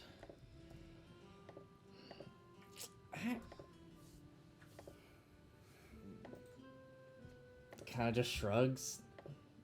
Understandable. Not really my forte. I don't really know. I mean, there's forges, but I don't really know which one would be the hottest. Do you have a friend, a recommendation for somebody? There's a couple of forges that way, and kind of points to the opposite end where you can see more like smoke coming out. And that's the direction that you saw Seisha and Karina head. Yeah. She'll just nod and be like, Oh, okay. No, I'll keep looking. Thanks. With those potions of sanity. I don't think he recognized them. No, he seemed real confused. What is that? I'm very curious. Is that something you have in Waterdeep? Perhaps you could share the recipe? Oh, if I had the recipe, I probably wouldn't be here asking for it, would I? That's fair. That's fair. That's fair. But maybe if you came to visit sometime, you might be able to find the secret. This one. Invite him to the bar so we can make money. And while you're there, take a stop at the Spirits of Troll Skull. You see that Completely He- telepathic his- bond. his attention span he's not really like he's giving you that like Goldfish. he's nodding but not paying attention. As you can see, he's just looking at that plant. We are better off leaving now. Thank you so much, Mr. Silversong. I'll make sure people know to come here. Take care. And just kind of And The telepathic bond. I really want to know what that plant was saying. Me too. I am so cleaned out, you guys. So, I mean, Karina I could could tell you. I could ask it, but I think that's a bit beyond right I mean, now. I've got plenty of gold if we We- have an D&D emergency. beyond. we need if to you ask me. focus um, and just keep going. are you guys heading towards the where he pointed you to the Quentin Quayle? Yeah, we don't need a Yes. scroll anymore, so... No, that's true. We don't. That cuts the mission in half.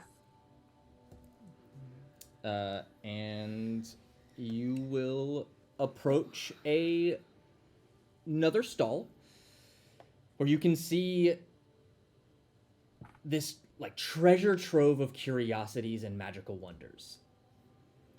There is just this unique and exotic supply of magic items, each probably with their own story and enchantment.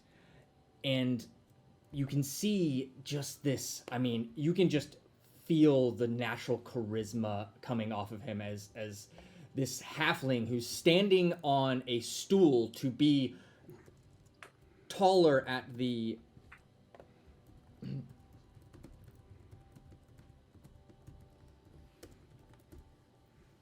But continue. on a unicycle, riding, not standing. Yep. But you can see this flamboyant halfling. He has a attire of a riot of vibrant colors, adorned with sparkling gems, intricate embroidery, and finely crafted accessories. He sports a curled mustache, well-groomed facial hair that matches his confident demeanor. Come on, come all to Quentin Quayle's wares. I have everything you could want. Wondrous items from all across the lands. No one else in this market has what I have, and anything you want, I can make sure that Quentin Quayle procures. Just give me a few days if you do not see it in the stall here. You! Oh, you are very strange but glistening like gold. You have caught my eye. Please come forth, your wings, so extravagant in a tale, and a dragonborn I've never seen before. I want to hear your story. And he'll click something, and the unicycle just click, click, click, click, and contrapts down, and then he picks it up and stores it into the box, the stand he was riding at its top. But yes, you come forth. Well, the short version is Cybriex. He's like, oh yeah. With a concerned look. If I get the sense that he knows what that is, I'll just share like the nod with You him. know how it is. Yeah. And I got off lucky. I would think so. Venturing into the hells, are we? No, that's a much longer story. No, we're doing something much more mundane than that. Actually, I don't know if we he leans needed in any- and goes, "Are you from El Terrell? Please tell me what has happened." Oh no, I don't know what's going on in El Terrell. No, Oh. the Man, no, if you I'm could not tell even me from secrets this plane from of there. existence. No, I heard the whole city is apparently. Shh. No, everything's fine. It's all returned. All smiling, happy faces. I'll look around real quick. Are we the only people in the shop?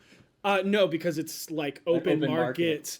Oh, okay. I'll stand a little straighter and flare my wings out just a little bit, like to give us a bit of privacy, and then stage whisper and say, I mean, if you say so, I guess, but I keep hearing it's gone. He leans in and goes, "We've heard tell that it's returned, but the stories that echo from it, we don't want to speak it here. Especially some people have find refuge and don't want to bring up any bad memories. It's bad for business, you know?" Yeah, that makes sense. But it's also good not to go there. We've got other problems to deal with. Especially if you say that you've dealt with certain things that you are openly speaking about. I'm not sure you would find much favor in El Terrell. The Hell Riders would probably have many questions for you. I mean, in fairness, everybody has many questions for me wherever I go. Like you, for example. Yes, So- and my question for today is, what are you looking for? Yeah, so I'm really interested. You said you got stuff from all over. Like, what's the thing you're most proud of that you got? The thing I'm most proud of? Yeah. Probably this right here. And he holds up a hand and you see a very ornate ring. This? You know what? Give me a hug! what kind of being was this person again? He's a halfling. Okay. Orca will. Okay. And I'll crouch down and try to give him a hug. And you feel, you wrap around him, and then in an instant, he's no longer in your arms. You almost had me. Not invisible, like has moved somewhere. It just Teleported. Not necessarily teleport, but just like Like a blink step. Like zipped. yeah, just like slipped right out of that hug. Oh, that's a neat ring. I'll stand back up and be like, that's so is that just to get out of hugs? It gets me out of many situations. It's freeing to have all my actions at ready. Oh, I gotcha. Okay, all right. No, that's super cool. I'll look over at Harold and Petunia and say, "Oh, well, I gotta think about that one because I mean we just got all that oil, but that seems like it's oil in a ring. Was there any? Yeah, was there anything you were looking for? Well, now that we got the water breathing problem solved, not particularly, but I wouldn't mind. You know what? You look like you need to solve many problems at any given moment. I have just the thing for you. All the time. All the time. All the time. Well, I have all the time for you, my dear halfling woman. Come with me. Come with me. And he'll take you to a sewing mannequin, and on it is this. It doesn't look very extravagant. It looks more like a patchwork quilt cloak. And this right here is very useful, full of many items that you could use for any given moment. The patience I know you'll what have that to is. describe this stuff without saying its title. The cloak of many things, I think, is Oh what it's my called. god. It's very pretty. How fascinating. I mean, What's going for? pretty is subjective, but I would say it's more useful than alluring. What's the price? Oh, this one's only 500 gold. Oh my god, we can only. I guess I should have asked about the cool ring that you just gave a demonstration for. How much is that? Oh, that one's 9,000. You asked for my most prized treasure. That's true. I wasn't sure if you were gonna go expensive or just really, really cool. Sometimes the coolest thing isn't necessarily the most expensive, but that is really cool. Useful in different situations. And did you say the water breathing out loud? Oh yeah. Okay. She intentionally let that Yeah. slip Okay. for that exact reason. Well, if interesting in a very peculiar type of way, if you find yourself, not wanting to drown, one could say, I have some scrolls over here. This cool little, nose ring, adornment piece that you could wear, make you be able to breathe underwater, or this very nice necklace. You see it's like a crescent moon style necklace. It's a high collar gold band that rests at points upon the collar. What does that do? That one allows you to breathe anything, including caustic gases, as if they do nothing, no harm, no foul. Does it mean you also shopkeepers are amazing. does it also mean you can't smell the caustic stuff, because that's usually the foul part? That's why choice of words were chosen for a reason. Okay. No, that makes sense. Sorry. How much? That one sounds cool. Well, how much is that? That one's only 1,000 gold. It's very useful for that price.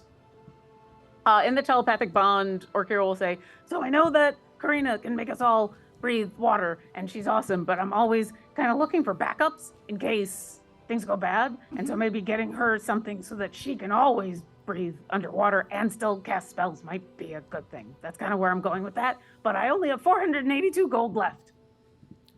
How much do you need? This cool necklace is 1,000, he said. Oof. But it lets you breathe anything. Well, I think we're fine. I think. Ooh. I priced it, and potentially I can get 3 revivified diamonds and 4 larger diamonds for the actual. Also, my water breathing lasts for 24 hours. Oh, that's so good to know. We're good. But it can be dispelled, right? I mean, it's a spell, so I assume. Well, enough of us have counterspell. Yeah. Okay. That I think Yeah. okay. That's true, yeah. This cloak is amazing. Get the cloak. Oh, and it looks very fetching upon you. Yes, yes, yes. I think I was you need looking it. at you trying it on. It's like, oh. She's like, it's not so much trying it on as like taking a peek and like but there's so many pockets. Yes, one for any situation. Get it. How much is I it? think I might. How much was that again? 500. And just looking over the wares, you can see this robe, the scrolls, that nose bridge piece he's talking about. A very fancy stone that seems to just kind of be like hovering over a display case. Some gloves. Some and then some other, like another jewelry box that's full of like some rings, an amulet that seems to be glowing and pulsing with red. And then in the telepathic bond to basically to Karina and Seisha, Yeah, we're in a shop that's got a lot of cool magic stuff. You want us to ask about anything? I'm set. Like I said, I have anything you need, and if I don't, just give me a day or two, and I'll. Oh, unless they have a haste item. Do they have anything that can do a wish spell? Karina won't see this, but I think through the telepathic bond, you just hear like this high-pitched little tiny whine. And then from you seeing how animated Karina got, this is said very sad. Yeah. I don't know if we could afford. I don't have the inflection for that. No, that's fine. That's fine. I don't know if we could afford an item that powerful, even if we all pooled. Not to buy now. I just need to know. Fair. I can ask. And then out Yeah, loud. don't buy anything if it's expensive.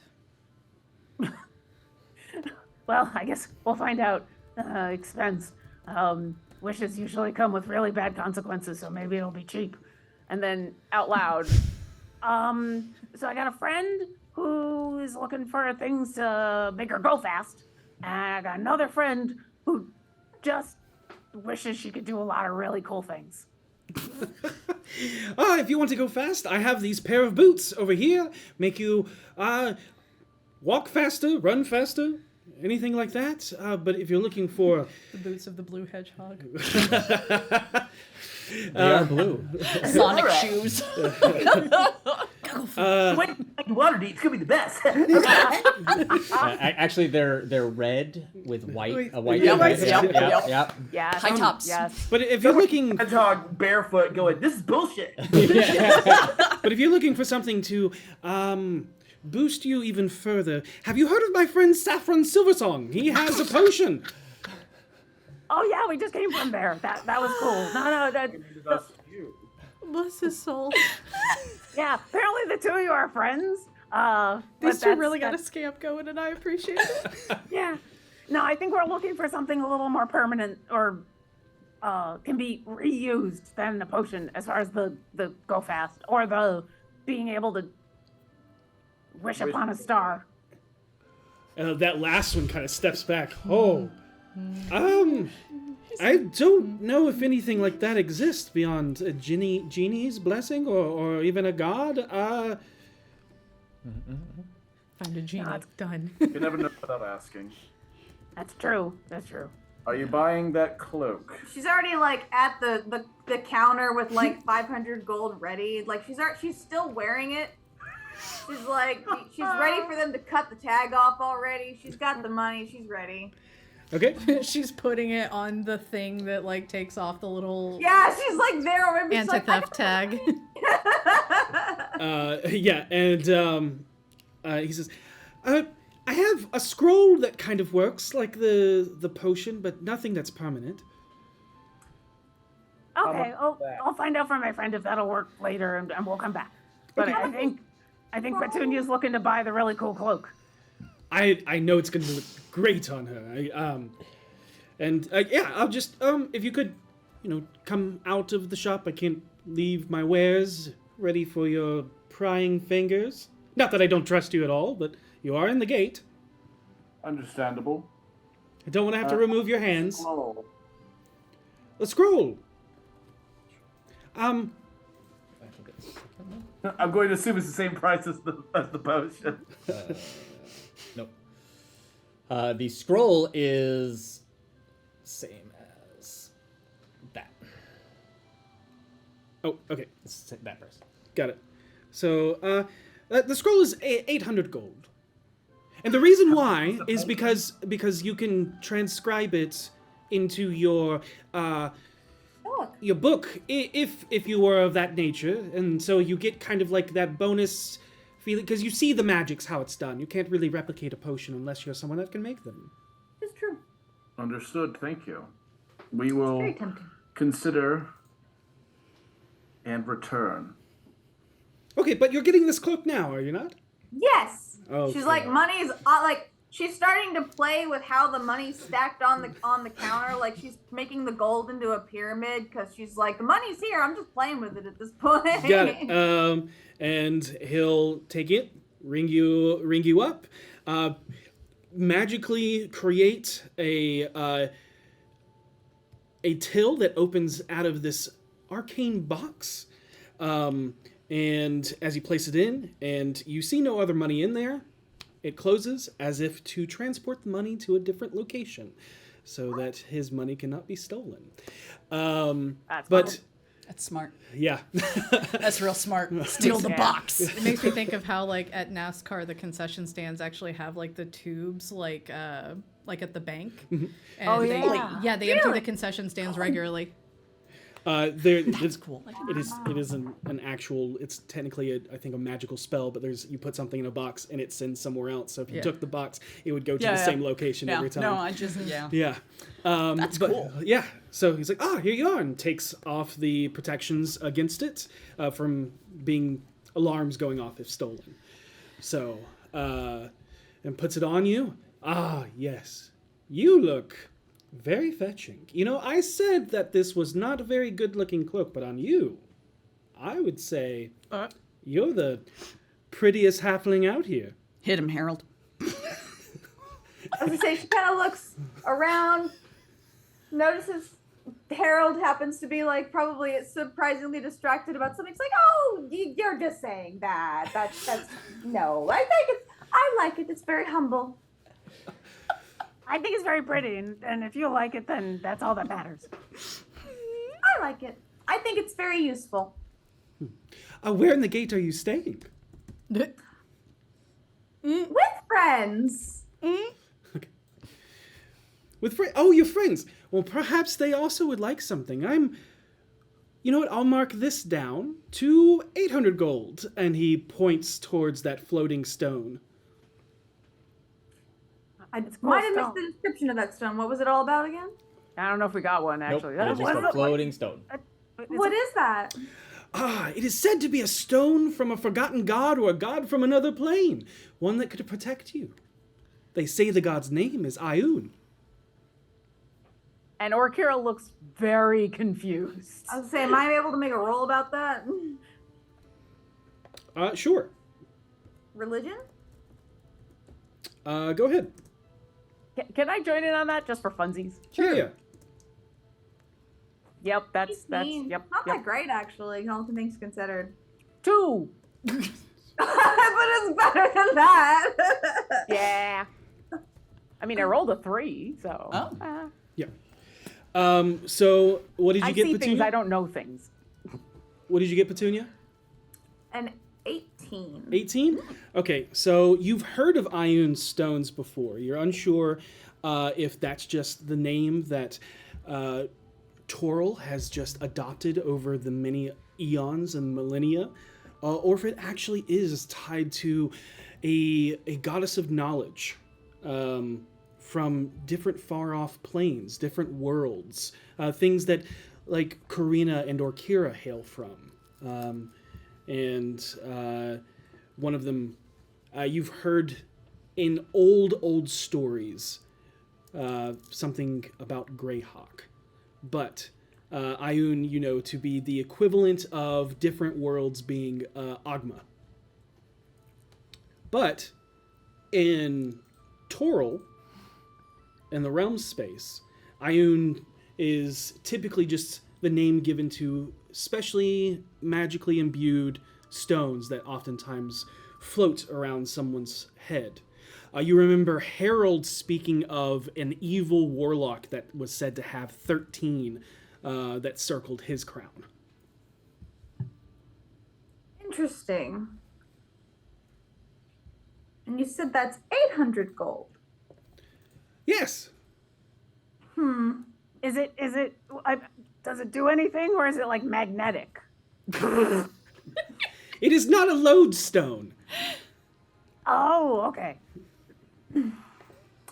I'm not quite sure I'm able to spring quite for that, but one of my friends, you're right. And that is why I brought it up. You can tell your friends that if you come back, since you've already bought one of my wares, and I find you so fetching, that I'd be willing to drop the price for you to 800 gold. I imagine Harold probably notices that at this point. He does, but he's not the jealous type. That's fair. Find out what it does. I will have to let them know. I mean, technically they may already be knowing. They can we've got a little bit of a communication going on, so they've already heard all of the great business you've been giving us. What does it do? He said it offers protection. Yeah. Yeah, but specifically what kind of protection? It seems very complicated. It's very Lodi. But you said yes. You said it's tied to who? Ioun. As a raised all my I was life just saying following Agma, I was Agma, like, do isn't I that an recognize?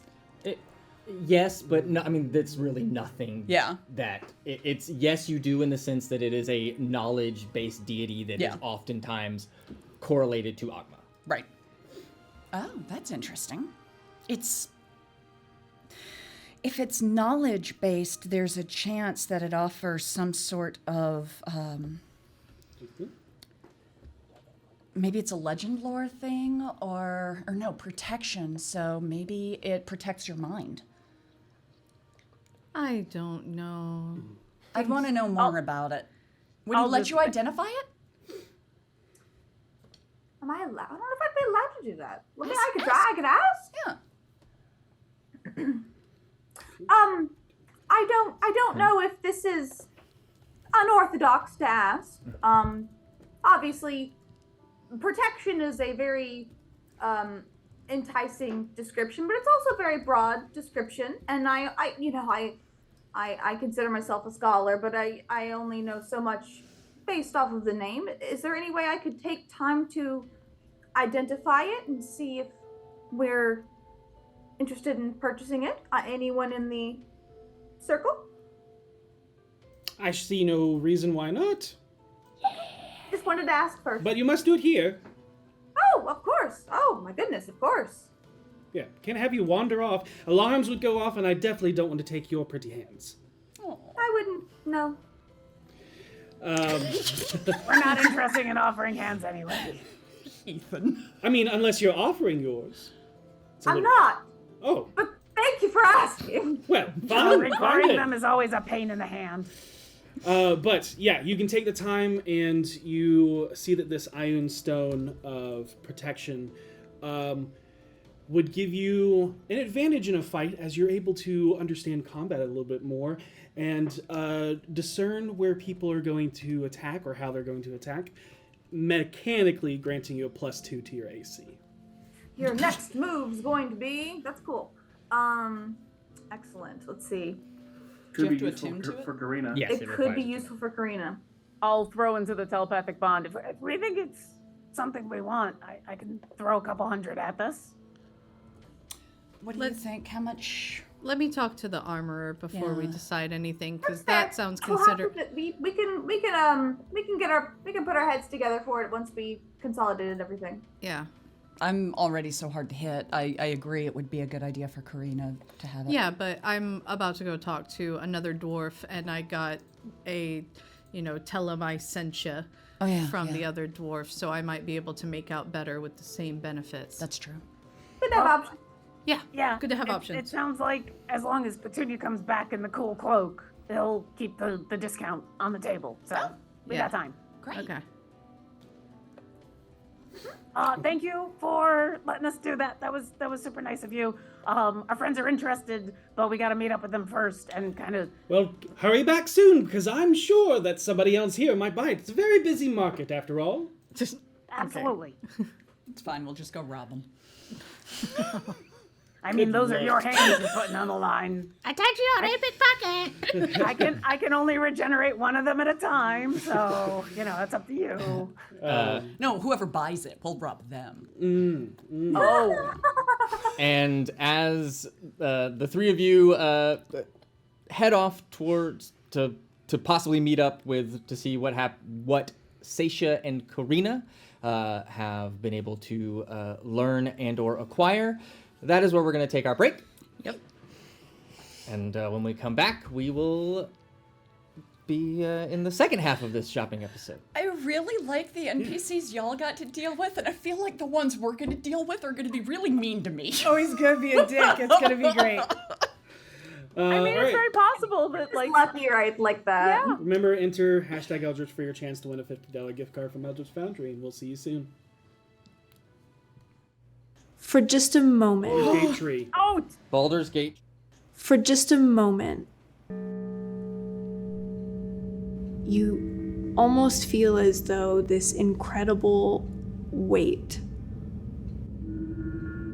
like someone has put the entire sea on top of you. Hello, and welcome to the Velvet Lodge. Our story begins in the cold. My name is Nicolette Veritas. Biting and a violent cold. Oh, hello. It's nice to meet you. My name is Melody. You have all been invited to something only disclosed to you as an ongoing hunt. Eliza Hill. Very nice to meet you. A letter you received a week ago.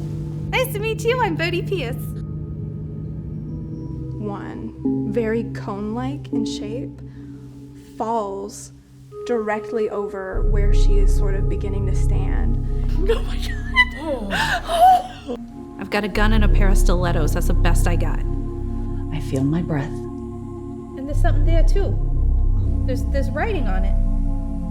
My heart, it beats. From it lies another key. I speak the words. That yours? And then repeat. Wait. She's scared. She set these traps for a reason. Worried about us being the new playthings for whatever this creature is. I swore I was never gonna look at your face again. So if he asked me, that must mean shit's really bad. I go up to hour 6. We don't know what we're up against. We've hunted monsters before, but this is different, and you know it.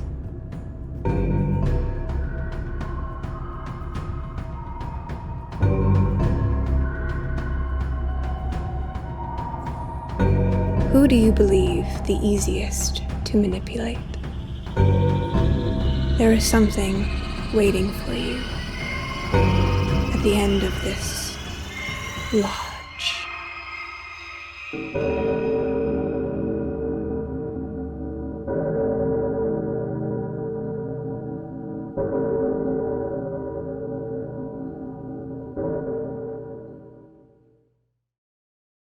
I am James Davey. I am the creative lead and the CEO, I suppose, of the Midnight World, and I was responsible for managing the product across the finish line. The Midnight World is what we think is a new take on the horror TTRPG genre.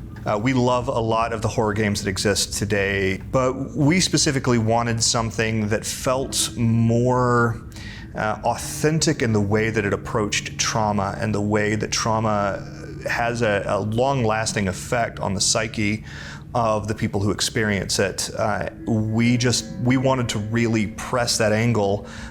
We both, my brother and I, Jim, who co-developed the game with me, are combat veterans who suffer complex PTSD, and we wanted to be able to offer a tool to players and storytellers who wanted to include sort of dives into what that is like in a respectful manner. We don't want players to feel the way that their characters feel, obviously. But what we do want is for there to be some system in place that describes how it feels to be anxious. We wanted to be able to replicate the feelings of anxiety in a way that was both respectful to sufferers and also as authentic as it could be. So we started spitballing, and we came up with a bunch of different systems for how we wanted this to look, and Jim actually was the one who came up with the Midnight Clock. When we developed the Midnight Clock, that was when we realized this isn't just a fun add-on, this is a whole game, and it deserves for us to make a whole book about it. This is a game fundamentally about horror. It is a game about a group of people being placed into a situation that will likely overwhelm them, will likely overstimulate them, and at the root of it will be something that they are not prepared psychologically to handle. You know, sort of the core philosophy of this game when we were designing it is that a group of friends should be able to sit down on a Saturday night and one person should be able to say, you know, I think I want to tell a story. And the rest of those people should be able to say, you know, I think I want to play in a story. And that should be all you need. And we think that we've done a very good job of giving the director everything they need from that starting point of developing a full story with a fleshed out antagonists and those antagonists' goals and everything that they need to tell the story from there. One of the things that we've approached from our standpoint as having been longtime gamers, we hate the idea of a character that you've poured a lot of your energy and a lot of your time into, and you just have that character taken away from you because you had a few bad rolls. We despise that. What we've done instead is we allow for different options of what may happen when your character hits 0 health. And you as the player get to decide what happens from there. You may choose to just fall to the floor, and for the rest of the combat your character sits out and you go grab a drink real quick while everybody else finishes the combat, and then your character pops back up, but they have a debilitating wound that they have to learn how to live with, like their arm has been ripped off or they've been blinded, and there are rules for these things. Another option they may have is to make a deal with whatever it is that knocked them to the ground in the first place. Characters may not understand what's being asked of them, and they may decide that they want the character to die. This is a good moment for my character to die, in which case all of the characters around them enjoy a sort of heroic moment that you describe as the player of this character about how they give their lives for this cause. And then all of the characters have mechanical benefits for having experienced that. I gotta tell you guys, the Velvet Lodge is blowing me away. Above and beyond just what I think of the story, there is nothing that I can describe to you like what I've experienced tonight. I am a guy with an idea just like everybody. I am just a nerd who enjoyed this thing that I made. And I came here tonight and I watched these professional players and these amazing costumes and this set and these props that were put together. And this is the culmination of my dream. My dream, you know, on the one hand, you'd think my dream came true the first time I held the book in my hand, and to a certain extent, sure. But seeing people enjoy my game is literally a dream come true. It's above and beyond anything I could have ever hoped to experience. But then watching the story that was put together and trying really hard throughout the entire shoot not to yell out loud when certain moments happened. If you could just have had a camera back there to see how much of that night I spent like this, it was all of it. It was all of it. I have been, you know, tonight is the night where I finally feel like it's been worth it.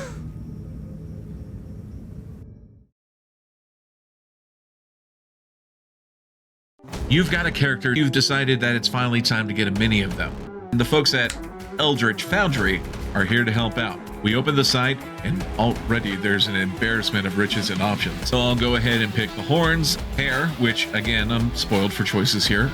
Eldritch Foundry has this nice selection of ready-made outfits if you want something quick. I kind of want to pick and choose everything myself. And finally, I land on this. Already the character feels lighter on his feet. I go to the accessories tab to add a bit more interest and show off more of the character. And let's go ahead and put a lute on his back so it's always ready at hand for his bard spells. Adding a flintlock pistol and a rapier, I'm going to take advantage of Eldritch Foundry's facial controls to show some expression on Mal. Tweaking the mouth, jaw, eyes, brows, and even the cheekbones to generate an expression that's part smiling, part bring it on. And boom, my boy is looking damn good.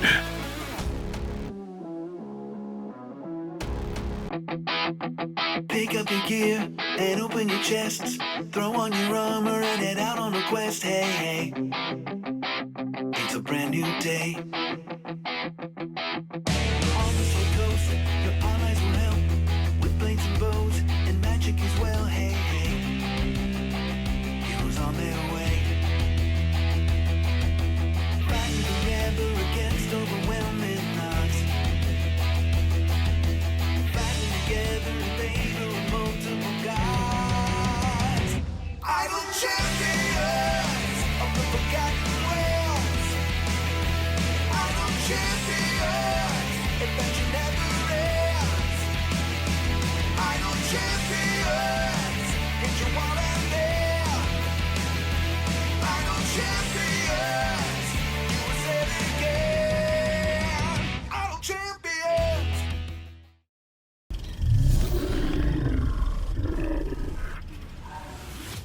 You love Dungeons & Dragons, the best way to hang with your friends and get your face out of a screen.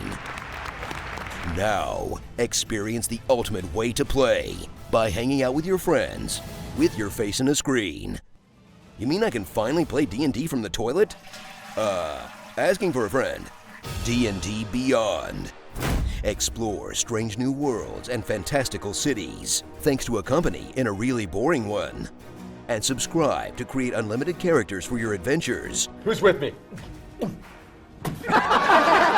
With a toolset that handles all the tedious math and reference stuff for you, so that you can focus on building the Centaur Oath of the Open Sea Paladin of your dreams, and easily access reference material to double-check what any of that means. Ocean-loving horseman? I'll call him Centaur. Then, roll digital dice directly on your character sheet, so that your party can see how kick-ass he is. Or not. Rest in peace, Centaur. Rest in peace. You're my boy, Centaur.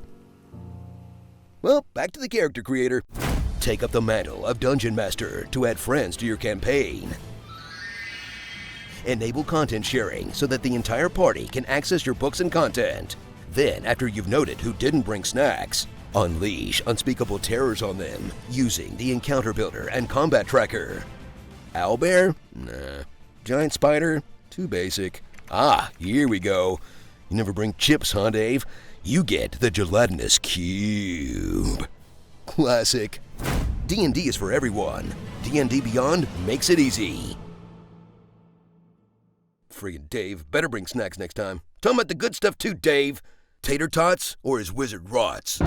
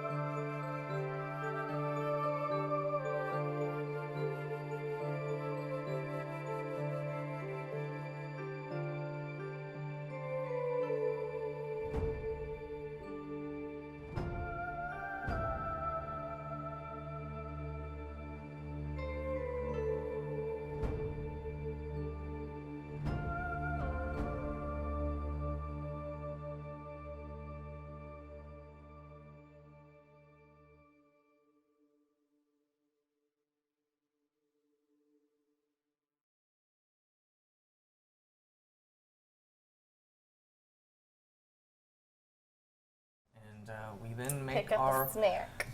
make our way to Harold and Foss. So anyway, that's the reason I had to return them. It turns out that the inside lining of the You've actually told me this story twice now. Okay, I'm just making sure that you're new, because if you see the pants, don't wear them, don't buy them, don't get them. They're bad news. They rash incarnate. Harold, I know the shape, the size of the pants. I know how the pants felt whenever they went on your inseam. I know how the pants left the rash. I know the color and the shape of the rash. I know how long the rash was there.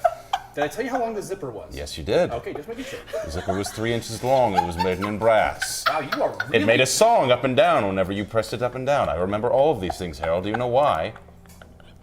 No, I don't. Because every time we travel, you talk about the rash pants, Harold. You won't stop talking about the rash pants. I just feel like it's important people know. My legs suffered so that I could tell stories, okay? This is my job. Where are we going again? Wait, where are we going?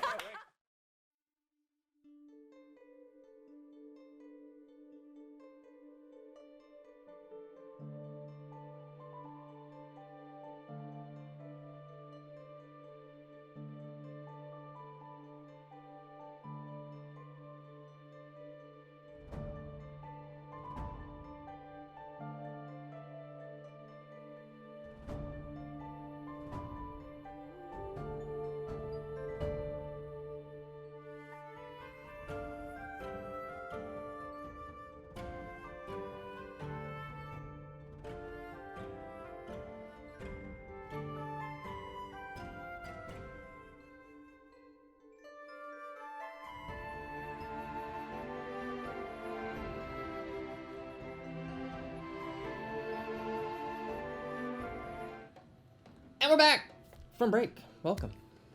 The BFGs took a small little trip, just a short little distance. Just a jaunt, really. Go on a shopping trip. Yep, shopping in Baldur's Gate. episode! Shopping in Baldur's Gate. I'm sure it's fine. They went through a tree, so it is a Baldur's Gate tree. Yep. It's called retail therapy. We're playing Baldur's Gate tree. Yep. I hate it so much. But they went I to a love it. potion shop. They went to a magical wares shop. They got some stuff. Petunia is now wearing a quilted cloak on top of her. she's wearing like a homeless-looking item on top of the finest robes made in all of Toril. It is a fashion choice. One might say it's So a good. Technicolor dream coat. But as they all split up, we're going to switch over to Seisha and Karina as you follow the sounds of Hammerfall striking an anvil. Petunia, you can add robe of useful items to your character sheet. If you haven't already. Oh, yeah. But it has pockets! Nice, son. But as you're figuring that out, I'm going to switch over to Karina and Seisha, hearing the sounds of Hammerfalls, and you come to this stall that doesn't look like many of the other stalls, in the sense where a lot of these look like they were popped up or made, or even if they are here for a long period of time and not broken down, they're just a quick, simple shop. But this one stands as a testament to the craftsmanship. And you can see these iron pillars sculpted in dwarven architecture, sconces built into them with fire pouring out. You can see different motifs just kind of carved into it, showing the amount of craftsmanship and work and hard angles and hard designs, like even like smooth organic shapes crafted from steel and work, and you can see that there's multiple weapons racks and armor stands inside. You can feel the heat of this area as it's just pouring through the crowd. Many people sweating in the area. You see that there's also some very finely made things that could be already attuned or possibly imbued with magic, the arcane weave, just from how finely crafted they are. And you see that many people are kind of actually passing this place by, as a lot of the stuff seems to be possibly geared for more of the adventuring type, and not really even the nobles and things like that. Perfect. Hammering away, waiting for someone to actually step into his shop, is a stout, sturdy dwarf with a full, neatly groomed beard that rests as his chest. It's very strange for a profession. You would think that a dwarf doing this would probably have a very unkempt or very just loose beard. Oh, no. But his fiery red hair is streaked with gray, a testament to his many years and experiences in the trade. His arms are well muscled from years of forging and handling weapons, and his calloused hands bear the scars of countless hours at the anvil. His attire is a blend of the practicality and craftsmanship. His leather apron worn over rugged clothing. He wears a pair of protective goggles that he has now, like, on his eyes as he's looking into the forge and hammering away of that white-hot iron. And as you all step in, being the only people in the shop, he'll stop the hammering, look at it over, not squelch it just yet, stick it back into the forge, and pull the red-lensed goggles up over his very ashen and soot-covered face, and you see just perfectly round circles where this accentuated by the black smudge around. Karina can't help but smile. It's a familiar sight. He looks and he goes, "Aye, what can I do for you?" In Dwarvish, she'll reply, "Dorian, I presume?" And he'll respond in Dwarvish, "Ah, so you've heard of me." Your son Nubis sent me with his recommendation on your skill. My son, not my wares. All right. No, sent me as I said I was looking for fine smithy wares. He said, "You must see my father. Tell him I sent you." Well, you have a really good recommendation, but I was wondering if another adventurer you've come across seemed to tell you of my wares, but all the same, I guess. But if he gives you my recommendation, I'm sure it's more than just armor you're looking for. Yes, I have this human traveling with me as well. Unfortunately, quite squishy. Looks to be clad in armor. It's not the best. She kind of hand-me-downs from family members. Kind of looks it over and, it's got dings and wears, but the etchings on the side and on the knees there look fairly well made. Probably something that's been embellished over the years. Oh, the etchings are my own doing. On the knees, yes, but not the chest. Oh, no, that's unique to her. But I still would like something to make her a little more sturdy as well myself. She seems to run afoul at the mouth on occasion, and, well, sometimes you gotta protect yourself from yourself. Shiny! And I walk away. There she goes. And he'll look, and he's kind of like, confused about how you're speaking about her. And he sees what's hanging on her back. A very distinct shield. That runs with a very specific type of crowd. He goes, "Ah, and you have her carry your shield too." She does her own thing. We're recent acquaintances. She helps me out where I need it. But I am tired of taking the licks for her mouth.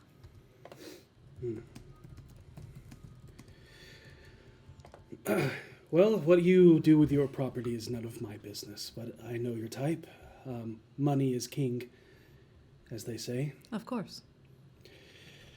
So, what are you looking for?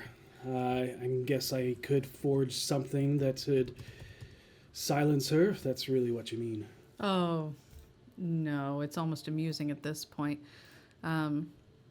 For me personally, I imagine she's probably going to browse and see if she likes anything. She'll probably ask for whatever she wants.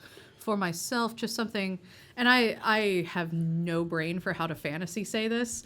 I just looking for something to boost my AC. Okay, yeah, a more well-made armor. And he goes, well, the like bracers or boots or anything, because the armor I have is really good. Yeah, the armor you're wearing right now is the chain, like scale mail of Moonstone, and he'll actually now seeing that kind of underneath. But that's also like the only nice thing she's wearing. Yeah, and he'll go. All right, you're looking for something for you. Yes, something that might help her. She will discuss that with you. For myself, Oh, I thought you were fine with your elvish riffraff. trust me, you acquire things, and as you see, I am covering it. I mean, it is finely crafted, I would say, but the design, Finely the crafted. swirls, and Finely crafted is certainly a term that we could maybe use, but as you see, I'm covering it. all right. It's more scale mail you're looking for. I also have leather wares and all the way up to full plate, if you can carry it. I'm more than strong enough, thank you. You know, being able to shoulder it and being able to move in it well are two very different things.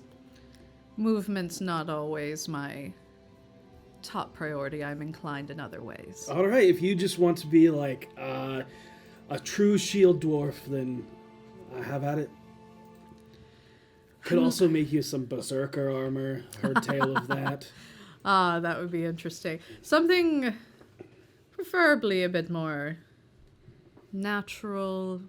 I tend to favor the mountains and the trees and things. That's my home, as I'm sure you understand. Potentially some bracers or some boots. I'm a mountain dwarf myself.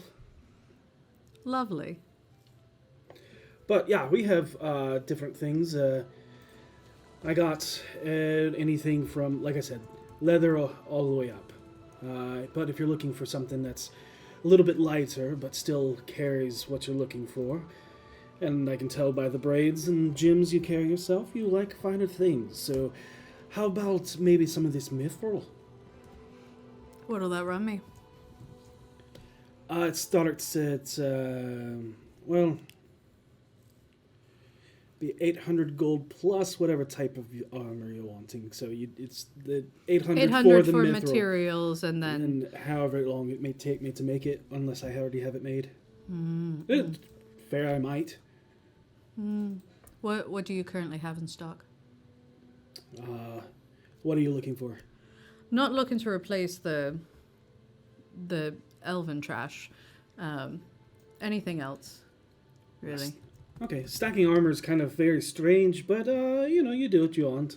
Just, like I said, bracers, boots, legs. Yeah, we can find some stuff for you. And he'll start going through, like, his catalog of what he has. Yeah, I'm just looking for something to even just give me mechanically 1 or 2 additional AC, but I don't want to take off the serpent scale armor because I get a much better benefit for that, because my serpent scale armor gives me additional AC tied to, I think, my con. My con V. Or no, it's my dex. My dex mod increases my AC, so I just need something to add to my AC. Okay, got it. And he'll look and go, yeah, I got some stuff here. Some bracers that will help, the dwarven quality. Will Thank you. Help imbue whatever those elves gave you. Thank you. Yeah. But since you're not looking for the full armor and what it'd take, it's actually going to be only 800 for it. Okay. Now, if you want it in mithril, it might be a little bit more. But just some finely crafted dwarven bracers to bump up your toughness and things like that, make it harder to hit. I'd appreciate that. Plus, dwarven gives me a little taste of home. Mm-hmm. But I can do a full set of full plate for her, if that's what you're looking for. Let me check with her one moment, and I'll go over to Seisha, and I'm going to make noises like I'm whispering, but on the telepathic bond. So very And what is your passive insight? My passive insight is 19. 19? Okay. So when he saw that shield and stuff like that, it wasn't like I know who you run with and I'm cool with them. It was kind of like a catch in the throat fear of like, oh, fuck. Yeah. Got it. Cool. But yeah, so she's just over there like, watermelon cantaloupe. Look at this shiny. Hey, so, he can do you a full plate if you want anything. His prices actually aren't that bad, all things considered. I'm gonna get some mithril bracers for like 800. I'm really attached to this armor. It's anything else you might want? Like a circlet? Yeah, and just so you know, mithril armor gives you no disadvantage on stealth checks. Just so Katie knows. We'll buy you a nice mannequin at home for your armor. well, I'm a +0 anyways, so I'm not. This is a lot of pressure. I'm just letting you know that's what the mechanics of mithril is. That's really handy, but I have to buy all the diamonds. I can't. Yeah, I'm making it look like we're discussing a deal. Okay. But he does have really good wares. Did you get something for yourself? I'm gonna get some bracers, some mithril bracers. I'm just like making gestures, like I'm describing things and moving my mouth. Yeah. Got it. Okay. So you got your thing. Yeah, he's also got some leather goods. If you want, like, you want me to check if he has any bags or.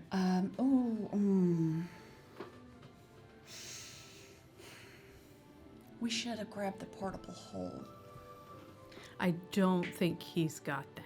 Yeah, that just occurred to me. No, I could ask him if he's got a variety of bags. I think I'm good. I've got a handy haversack, so okay, it helps control my load. Yeah. Honestly, I think I'm good. Okay. Thank you. Yeah. And another shiny. I'll go back to him and go, she wanted to come look and then tells me she's emotionally attached to what she has. But she gave me an idea to ask, do you have any bags of any kind that would be beneficial in some way? It's not really armor or weaponry, so that's not me. All right. Actually, weaponry-wise... That's why I also didn't really have any boots. I have, like, Do you have any sickles?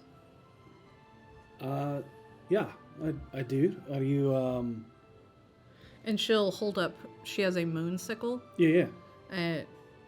Got anything similar? Is that a moonsicle like +1? Yeah, moonsicle +1. He has something that's very similar. I said, you sure you didn't buy that off of someone that? No, that's very different. Had it for a very long time. Yeah, those runes and carvings on it. I've never noticed those before. Oh yeah, they're from my home. Where do you call home? Where are your mounts? Nowhere anymore, unfortunately. Massive cave-in. We lost almost everyone. Oh, I don't remember any. And then he realizes, like, who he might be talking to. You know, you're right. No problem there. Don't mind me buggering about some questions. Oh, you're fine. It's actually... It's comforting to talk to a dwarf. Don't see many of us on the roads. With my perception, I catch that and just kind of look over and smile and turn around a corner and go look at something else. Yeah, doesn't seem afraid of you. Yep. Yeah. There is one set of armor that does kind of catch your eye, and it is this like hide armor that is made of like crab shell, and it's got like seashell pauldrons, and it's all like aquatic motif. Hey, look at this! What's that? It looks like water armor. Does it do something special in water? So that one, it's all attached to the leather bits underneath and the chain linking it all together. But that one, I like to call... have you ever had any trouble, he's speaking common to you, Yeah.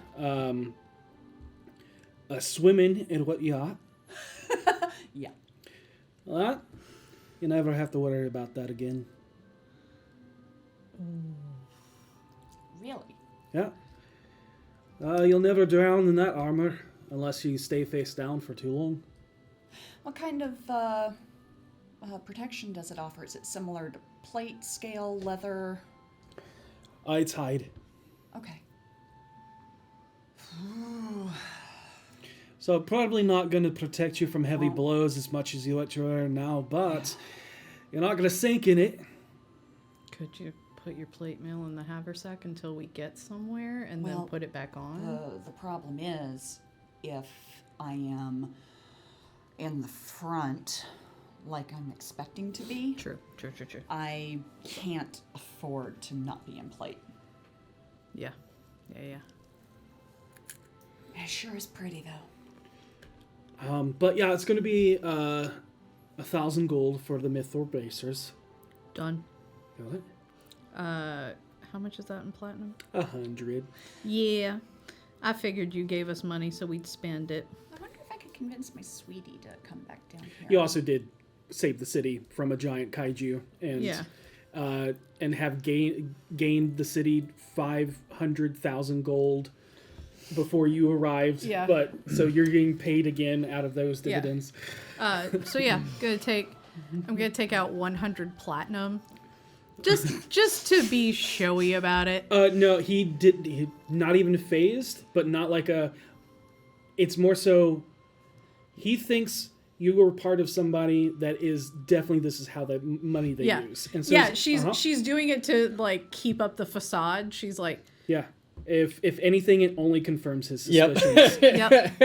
All right. And she goes, all up front. That's how I do business. You know what? As much as people have to say about your lot, you are very good at business. So I like you. You'll never have a problem here. Thank you. That's very kind. And just one second, and he'll go and open a crate and then pull out 2 mithril bracers. Awesome. And they'll mimic a cloak of protection, so you can just add a cloak of protection. Add a cloak of protection. Yeah. Okay. So, and then you can just rename it to bracers of protection.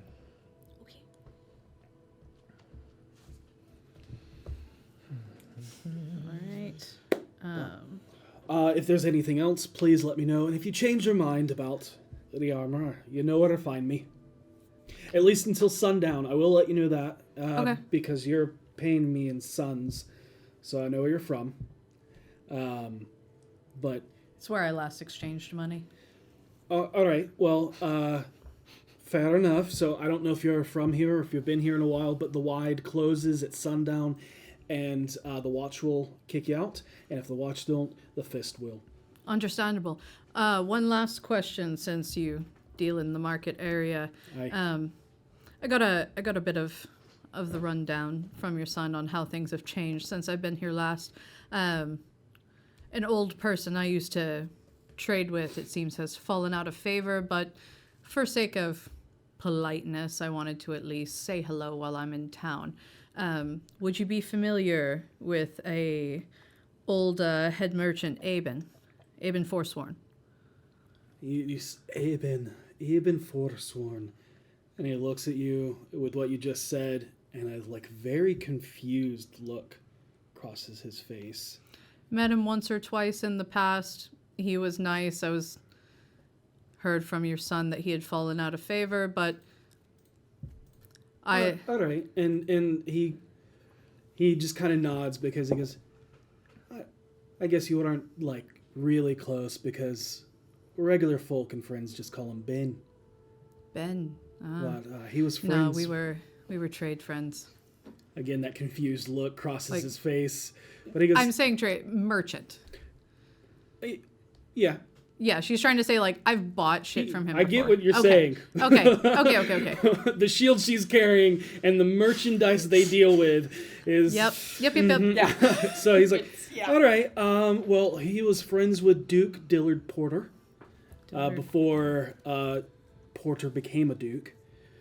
I think Aben's influences guided Porter to create the Parliament of Peers. when he was elected as Grand Duke, Porter that is, gave a lot of us regular folk more power within the city. Oh, wonderful. Aben was in the parliament along with 11 others who gave voice for the lower city amongst the governing factions, total 50 members.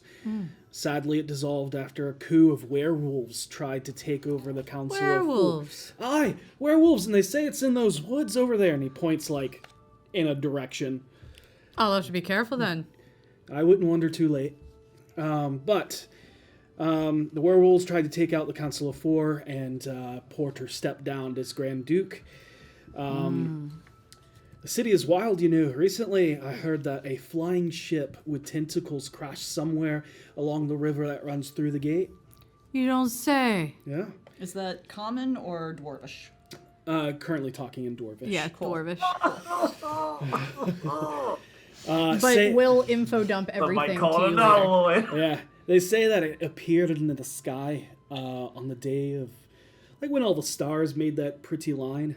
But that and El Terrell took a small vacation to the Nine Hells, but I'm sure you know all about that, don't you? Yeah, seems a lot of crazy things have been happening, especially since that star situation. Yeah, well, El Terrell disappeared before, but not too many years ago, the Cult of the Dead 3 also tried to resurrect Ball. I guess. Wow. Welcome to the gate. No kidding. It's been solved. Well, in the bond.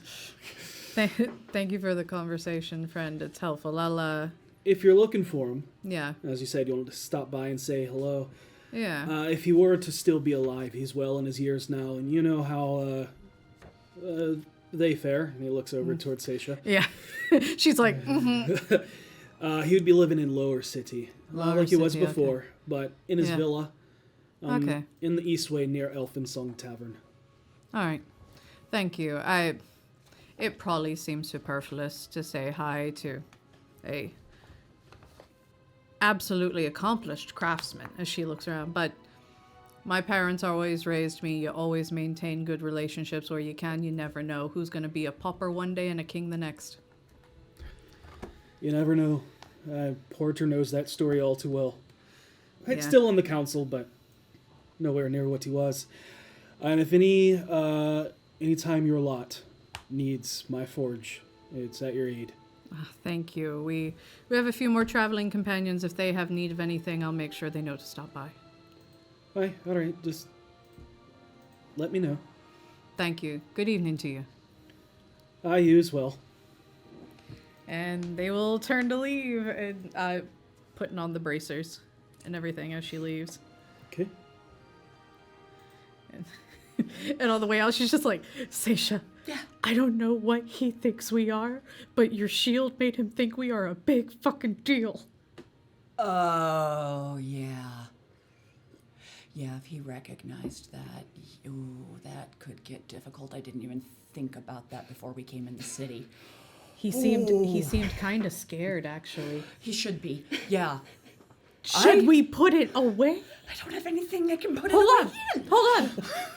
I'm wearing the cloak of many fashions. Actually, while we're buying stuff, it may not be a bad thing. Well, let's leave it to an element of surprise. Not shopping, I think we should put it away. Let's leave it to an element of surprise, and I'm going to throw the cloak of many fashions over Seisha's shoulders. Okay. We're just. And it is also like how you started the attitude, and then he was like, "Oh, okay, yeah, okay." Oh no! I love that. Yep. Yeah. If you're, and so just for brevity's sake, or not necessarily brevity, but just Yeah, I'm also going to info dump that entire interaction to Of them. course, absolutely. I'm sorry. Flying tentacled ship. Yeah. Where? Let's go. Where? Off the coast. Why don't we handle a flying tentacled ship when we're not trying to handle saving the planet? Let's we don't go. Need mind We need to flayers talk on to. top of everything else. Everything you said about Aben was really sad, so I'd like to get that done. Okay. Yeah, I agree. I gotta go. Do you want me to just go and get the stuff, and you guys can head over to see him? I don't know that I'm gonna be any use in that conversation. Seisha, I'll come with you because I got. Yeah, one other I don't thing think that anyone should wander here alone. He also said that places close at sundown. So Okay. So yeah, That's let's good to do know. that then. Yeah, You Seisha- three go talk to him. Me and Arkira will keep shopping. Okay. Yeah, Um, yeah. I don't think I should be there because the instant I open my mouth, I might remind him of a bad memory. So yeah, Seisha, we'll go take care of a few other things. As I was saying, for the diamonds, Yep. there's a spell component vendor that you can like gold cost spell component you can get there. Okay. Diamonds included. Perfect. I do also need to hit a jewel. I know, Okay. and you're looking for something specific for that. Yes, yes. Hey, while you're getting the stuff for that, can you get the stuff I need for True Sight? What do you need? I need an ointment for the eyes that costs 25 gold. Yeah, I got that. It needs to be made of mushroom powder, saffron, and fat. Also at the jeweler. You're gonna stick fat in your eyes. At the jeweler, can you just pick me up a locket? Nothing magical, just a locket. Do you want it as an opening locket? Yes. What shape? Rectangle. Rectangle? Okay. And then as we walk, Is there a particular metal? No. Okay. As we walk, I'm going to pay a street artist to just draw a very small picture of my wife. Okay. Got it. Like a small picture, like to put into a locket. Yeah, or to put into the pocket? locket. Okay, got it. Yeah. Yeah. A silver. Yeah.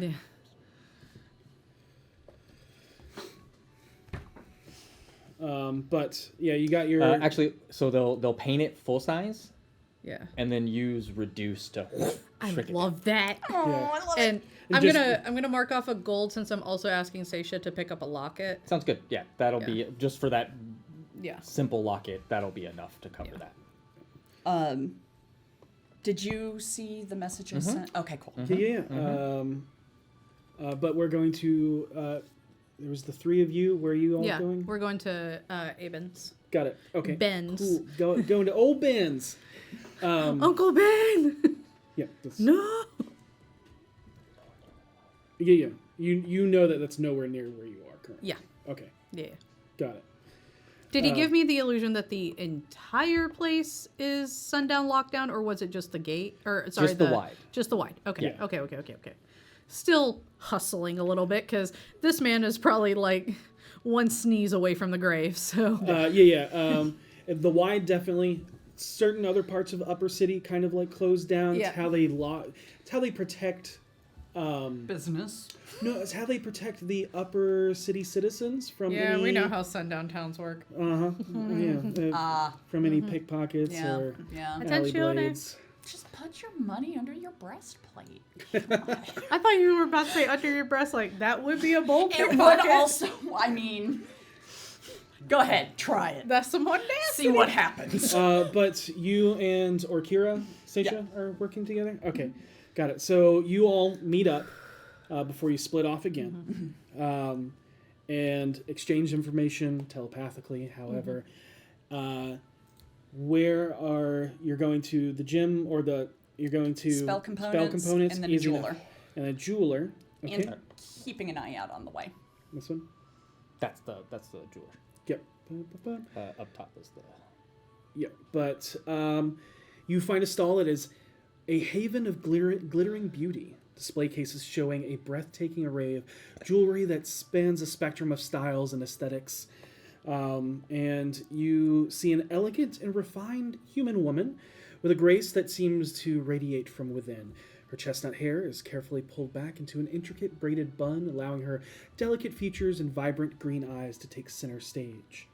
She wears clothing that seems to shimmer with a subtle, enchanting quality, and her fingers are adorned with numerous rings that glint in the light.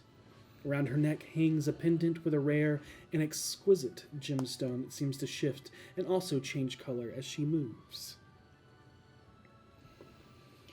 Hello and welcome. How may I be of service? This is the Jeweler. I am looking to procure 2 items. I need a locket, and I need an anklet, if you're familiar with what those are. Like a bracelet that you wear around the ankle.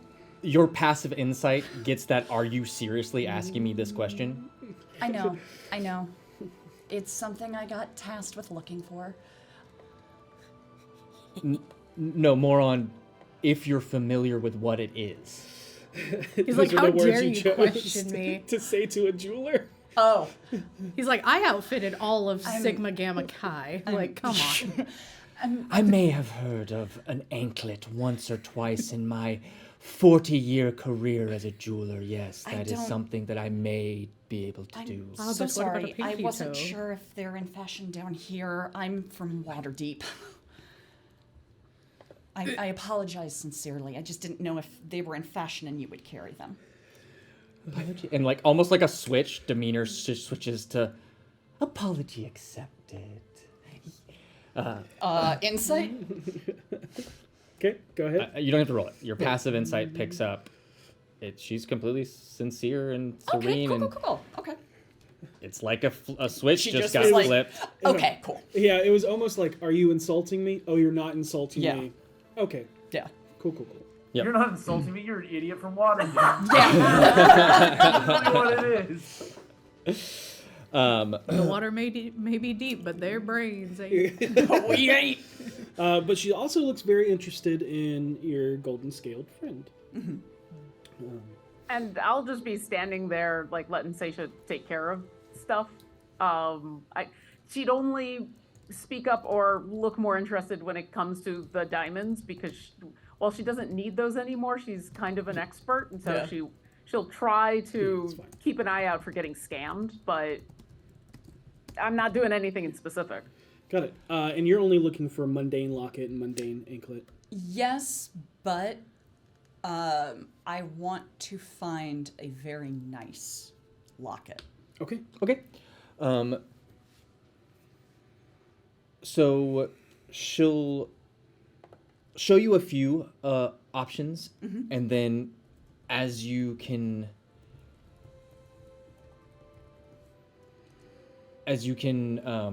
like you're like, no, something a little bit more, unique. And I have just the thing, and we'll kind of move around to like a section of her stall, and we'll open up a small jewelry box, and we'll reach her arm all the way up to the elbow into this small drawer, and we'll pull out a rectangular shaped silver locket that has what appears to be like swirls engraved into it that like looks very like it looks like it has movement to it, like the wind blowing. Yeah. And this is known as the Whispering Winds locket. It is a locket that, when opened, well, just hear for yourself. And we'll open it, and you can hear a faint enchanting melody reminiscent of gentle winds rustling through leaves. How much is it?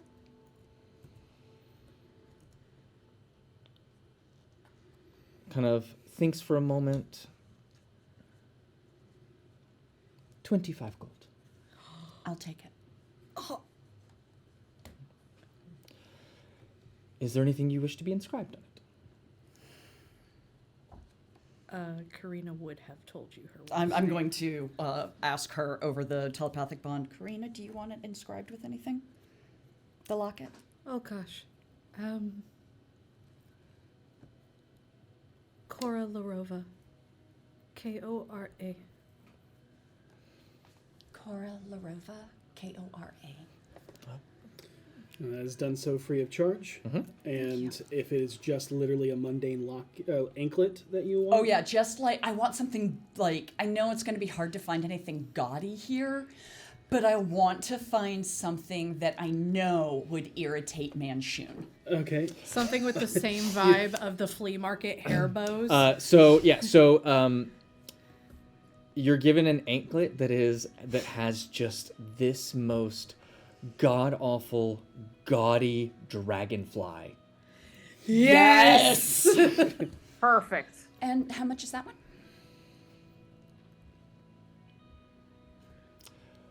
5 copper.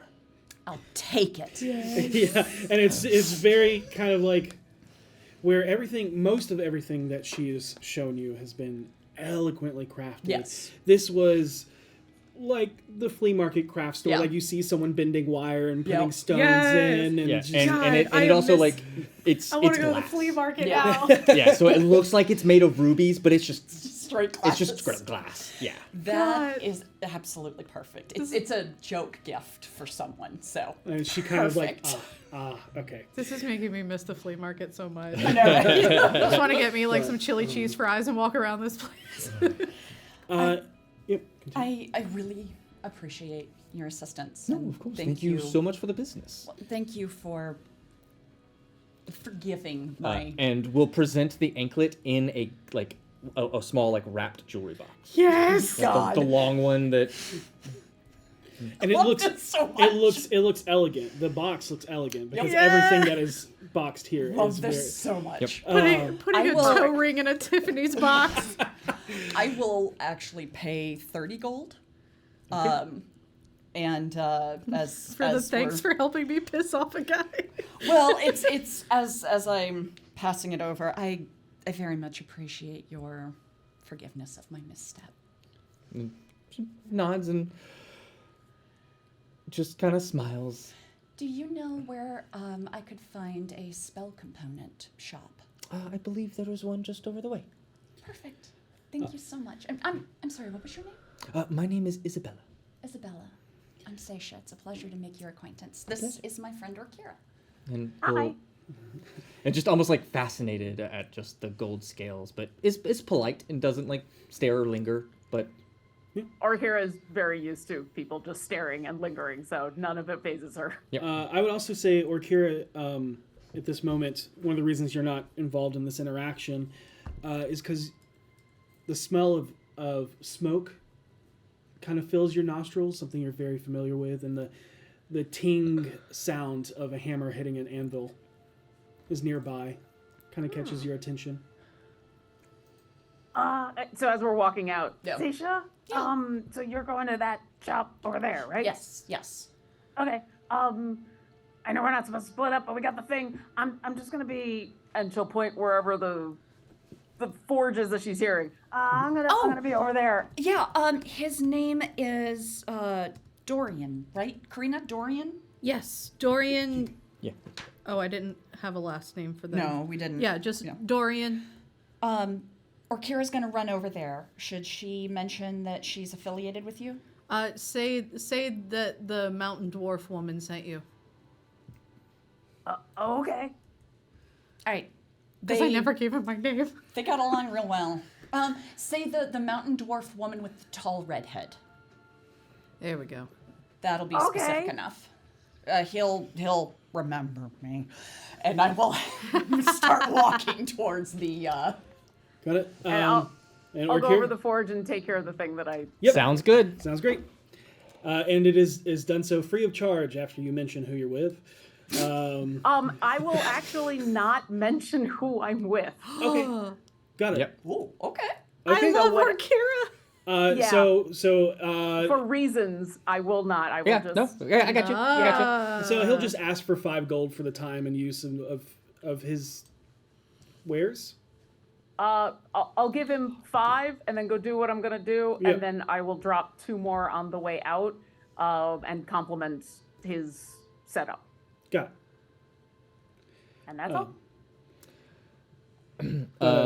And yeah, unless there is anything like super rare that you're looking for in the spell component, Spell components are just cost of it spell. literally it is Yeah. whatever the cost of the spell components are. You can Perfect. get it, and so Orkira, if you wanted to get your gem encrusted bowl for Heroes Feast, they have that.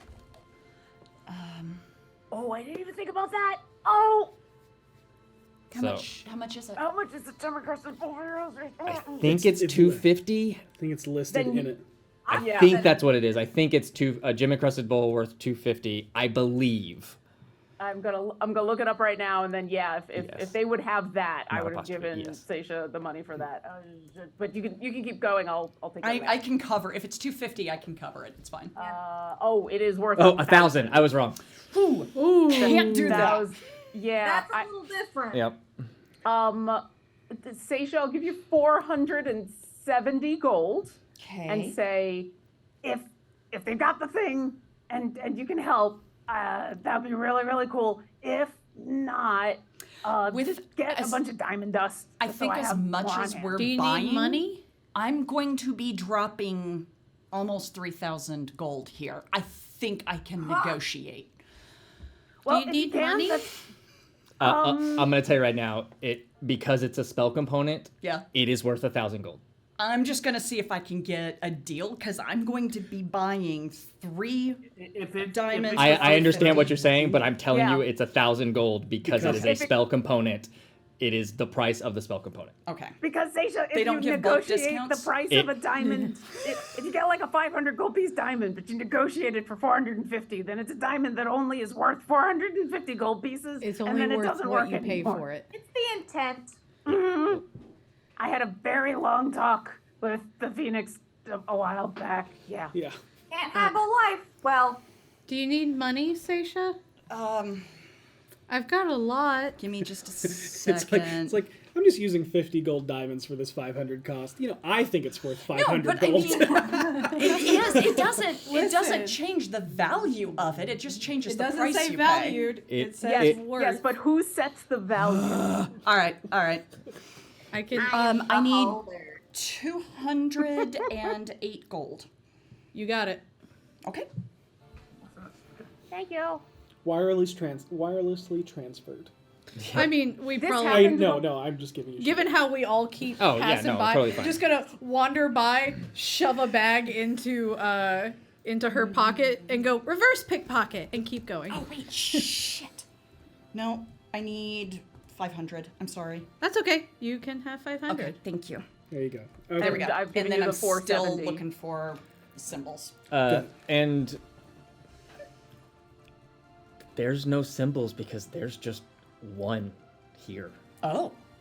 Yeah. I'd go to the poisoner's shop. Yeah. Hell yeah.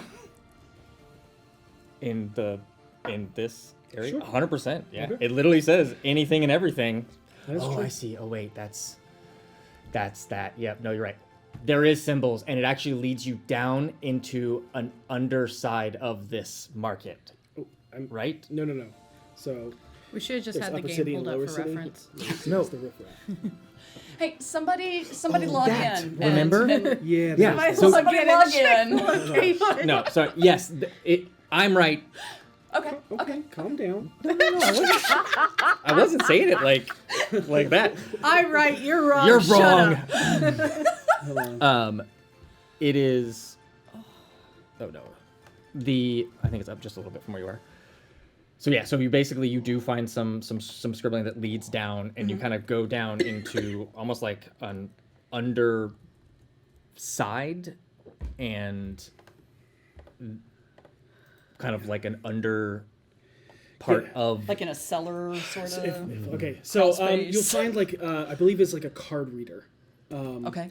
And like tarot cards and Okay. things like that. I thought you meant like It's insert chip. electronic card No. reader. But Oh Oh god. no, the illithid have already been here. as you're giving Technology's a this prison. reading, in the reading there are words that kind of work into thieves' cant, and you look into the symbols that are laid out, and there are different symbols of what you're looking for, of different trades and wares, and you recognize the symbol for poisons, and you point at that card.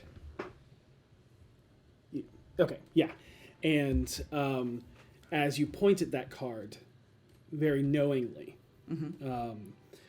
they nod their head and they gesture to you, and they're very silent. They are cloaked in greens and purples. They have a gold mask that looks to be gold leafed, and they do not speak the entire time. And they gesture to a certain area and open a box, and it's it looks like a crate, but the top and side opens, and there's a stairwell that leads down. Okay. Over the telepathic bond, I'm going to let people know, hey, I'm picking up some poison. I went down to a card reader at this building, and I am now going down some hidden stairs. If you have to come find me, Okay. come get a card reading and point to whatever, the Belladonna card. Well, it depends. I can always scry you too, so. Okay. I'm just letting you know in case I vanish. Appreciate it. Mm-hmm. Yeah. I just feel like quoting what the Rorschach thing. Oh yeah. She can't. Where it's like an scry ordinary poisoner kills Seisha. Impossible. Petunia, actually, you can't scry on me. Oh. I might be cannot able to be do magically something else scryed then. on. I can't be magically scryed on. Well, I have other options. Okay. Ooh. She's real lucky. She'll find you. Yeah. Either that or I'll get lucky. I've got a lot of ways to get past my mess ups, and trust me, I have plenty of them. Diviners are cool. You know where I am. And I will head downstairs. Can Manchun like respond to these things? Is he a part of our telepathic bond? He can hear, but he only you can hear him in this. Got it. Okay, cool. Yep. Only you get the peanut gallery Yep. content. Yep. How do you guys get? You know, like anything people done, who have honestly? chat open during the show. Yeah. I The feel longer called that out. I think in your head, the more I'm embarrassed you killed No, I can me. take the thing that I have. Good. I know what you were saying. Yeah. Okay, but go ahead. So you kind of go down and you find yourself in an under market. Mhm. And you have found the black market. Oh, I found the black market, guys. There's that's real? Sure as hell is. Vastly fewer stalls. Yeah, I here. mean, there's only like 5. Yeah. And it was like the 5 cards laid out. Which one are Yeah. you leading for? And you're given that card. Oh, she gave it to me. Yes. Okay, got it. They completely closed. they couldn't- You don't, okay, you got don't know. You can assume that they can either magically make new ones or they Mhm. have a multitude of these. Yep. But there is a one like full of just weapons and of every sort in sight. There's armor of every sort in sight. Do I There's see any Gathalan steel? I'm just kind of curious if it's down here. But as Interesting. Yep. Okay. Not a lot. I mean, like Yeah. one. You see like Yeah. one piece of it, and that's it. But anytime, like, if you linger at that one or whatever, they'll go to check your card, and then they'll point you away from any place except for the one thing you came for. Yep. As he comes up, I just kind of move my cloak a little bit, tap mine. Nice piece. Okay. And then walk on. Yeah, and then just nods and points you in Mhm. the same direction Mhm. of where you're headed towards the poison shop. Yep. And you see a tall and gaunt figure, draped in dark clothing that seems to blend seamlessly with the shadows. He has very pale, almost ghostly skin. His sharp features are accented by the dim light that often surrounds him. His eyes are piercing shades of green, and he has very long, thin fingers, almost like a serpentine quality as they move with purpose. And you can see there's a pendant around his neck adorned with a small vial containing a deep black liquid that appears to writhe and pulse within. Okay. No silver in it. Nope. I figured you would have mentioned that. That would have been kind of a big deal. What lineage does he appear to be? Hard to tell. And you see that even in this dark area, the glass, he has round spectacles that sit perched at the end of his nose, and you kind of sunken eyes, very chiseled cheekbones, but round ears. Okay.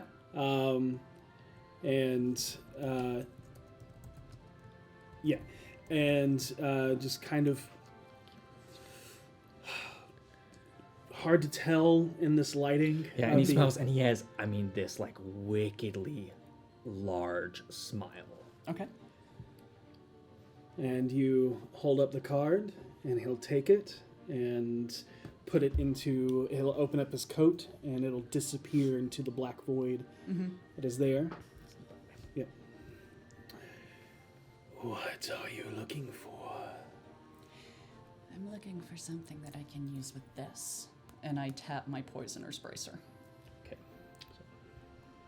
Or that can. Anything that could be added to a blade. Yes. I have a few of those. And you see, like, he's standing, and there's, like, a small, like, bookshelf or two that looks old and rickety, and there's, like, an old cart kind of that they sit on. And there's, like, 1 or 2 potions sitting behind them. There's not many. Do I recognize any of them as sanity potions? You do not. Okay. That is not a poison. Fair, yeah. But like you said potion, so I was. Depends on if you ask an aboleth. But there's like only less than a handful actually behind him, and he goes, "I have just about every poison there is." You gotta trust a poison shop guy that talks like that. What is your? How deep is your pocketbook? I have about 500 gold on me. That limits your options, but I have various things that you can. That could be of interest to you.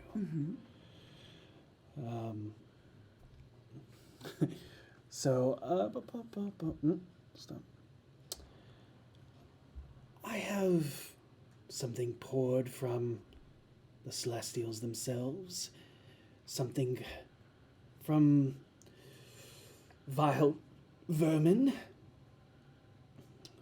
something from the Dark Elves, other creatures from places like this, but more cavernous. Right now, I'm using a Wyvern's poison. I found that has worked very well with my efforts. Something that increases the effect of the blow, perhaps. Although I am curious about the celestial one. The Wyvern poison is far outside your. Oh yes, I know. I know. But the one from Celestials. I'm looking for my page number. You don't get a page number. Only Zool. I'm consorting my cloak. It's actually an imp under the table that has his like price sheet. Yeah. And he'll reach into the cloak, and his hand will disappear into the shadows, and pull something out. And this is extremely rare. I could give it to you for 400 gold pieces. Damn it, Lauren.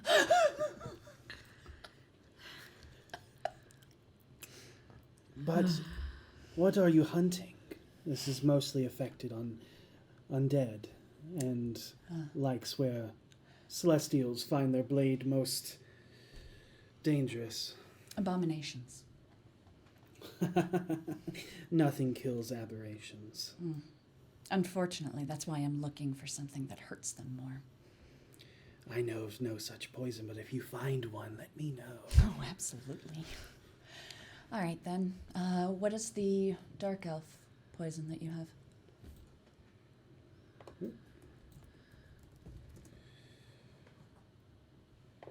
This one, well within your price range. You could even buy 2 if you wish. They'll be ill for an hour. Incapacitated, ill, or just... Depending on how hard it hits them. That shouldn't be a problem. More so how well the poison takes, not how hard you swing. Mm.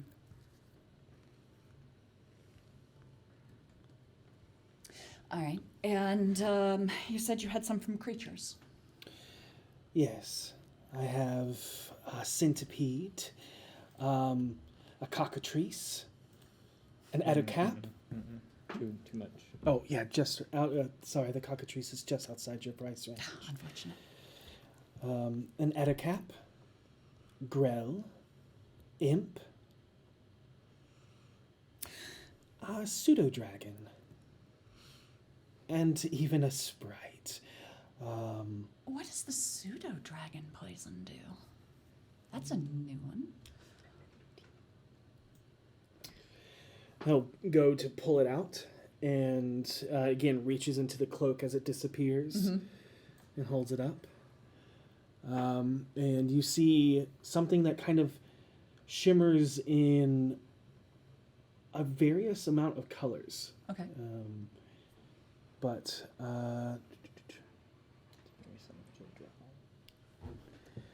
it's fairly similar to the drow, but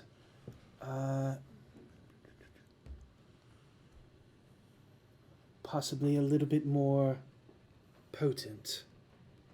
Actually, I would say a lot more potent. All right. So, Yeah, no, it's not at all. It's actually a weaker drow poison. oh, what is this one? Other stuff that. Okay. Got it. But we'll go over the list with you time and time again, and you're looking just for something.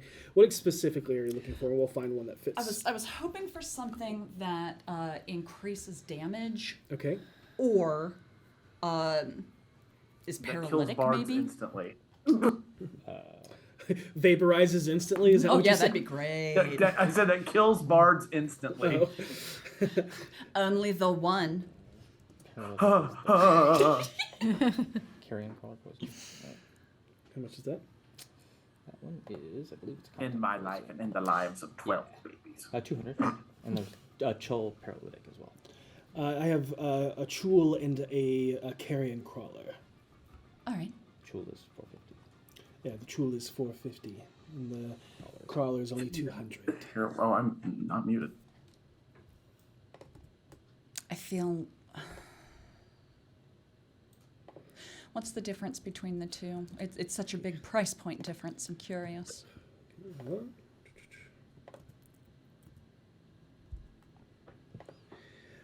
The crawlers, and he pulls that out, and you can see it's like very mucusy and thick. Oh, so that would work well in the bracer, I'm guessing. Yeah, and he goes, this is more of a contact poison than one that is needed for injury. So as long as it makes contact with the skin of someone, then it will do its job. And this person, while poisoned, typically lasting around a minute, will be paralyzed. All right. However, their body can fight against its effects. You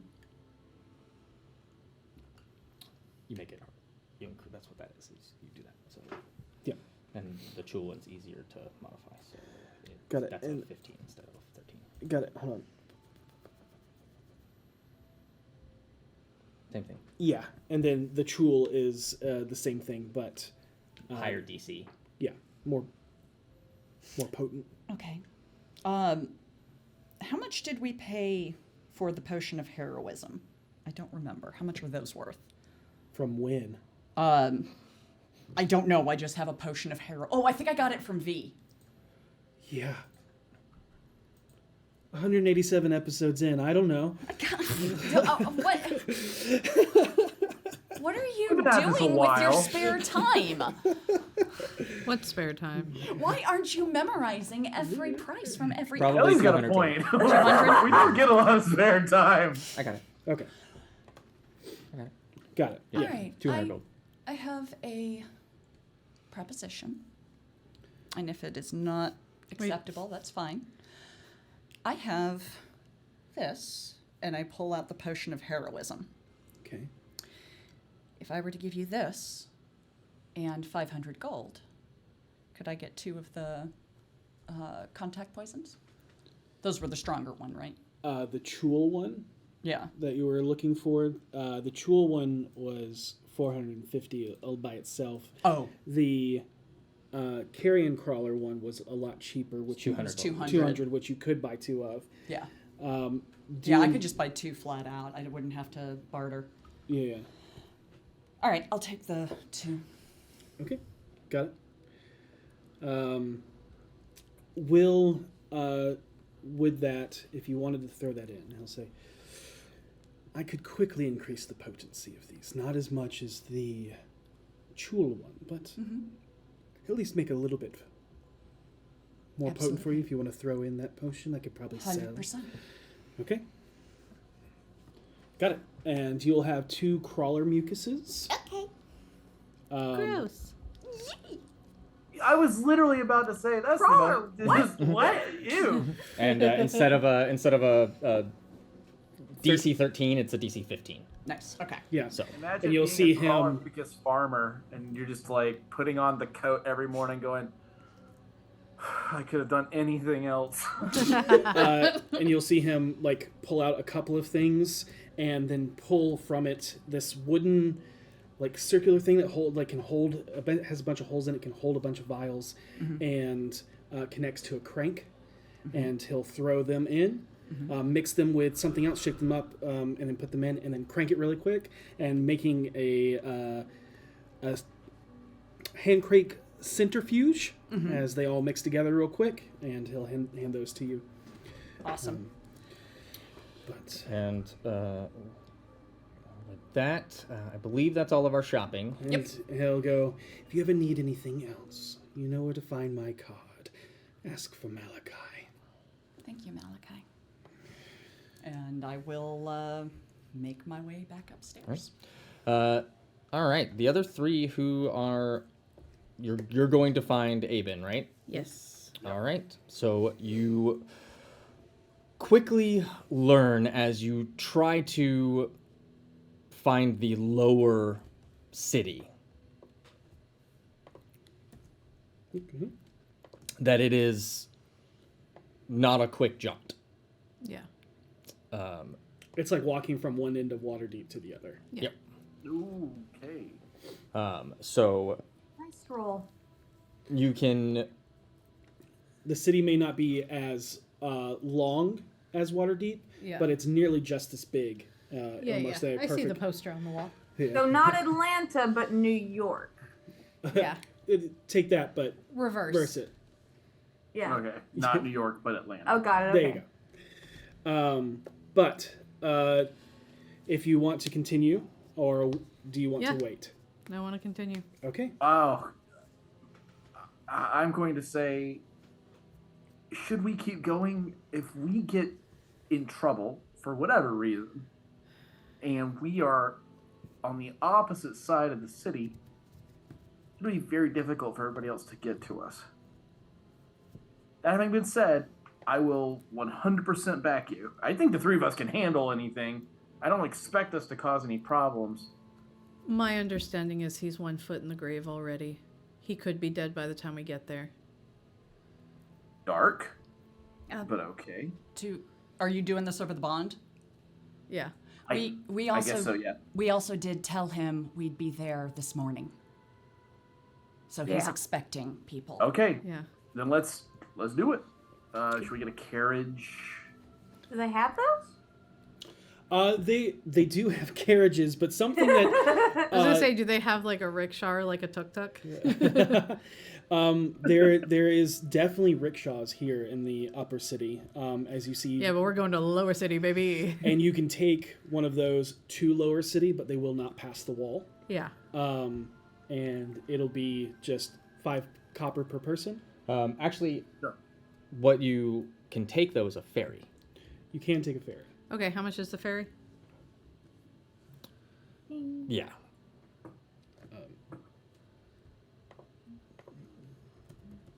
Yeah, 1 silver per person. I'll pay for everybody. Okay.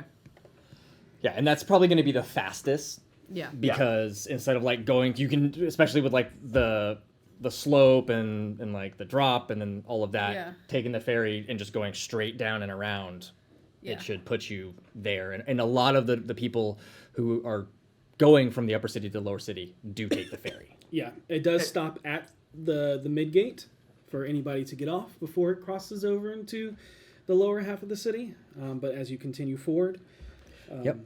But as you make your way off of the ferry and into the winding and narrow streets of the lower city, the atmosphere changes dramatically from where you were before. The air grows heavier and more humid, carrying with it a mixture of scents that range from pungent aroma of open food stalls to the faint undertones of dampness and decay.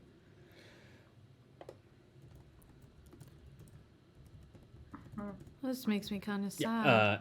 As there is no plumbing here. Yeah. Poor Aben. The buildings here, leaning precariously over the cobblestone streets, seem to bear the weight of the years and struggles of the city's inhabitants. Amidst this gritty and weathered landscape, you spot what you're looking for. The rundown villa. Its once grand architecture now stands as a faded testament to past opulence. The villa's once vibrant paint has peeled away in places, revealing the worn and weathered wood beneath. The windows, once adorned with intricate ironwork, now bear the marks of time and neglect, their glass panes dirty and cracked. Harold, this kind of reminds you of Mert's place. But the villa's front gate, once an impressive wrought iron entrance, now sags slightly on its hinges. The gate's intricate design is tarnished with rust, and locks hang open as if to invite anyone who dares to explore within. And the path leading up to the villa's entrance is overgrown with unruly weeds as nature seems to reclaim what has been abandoned.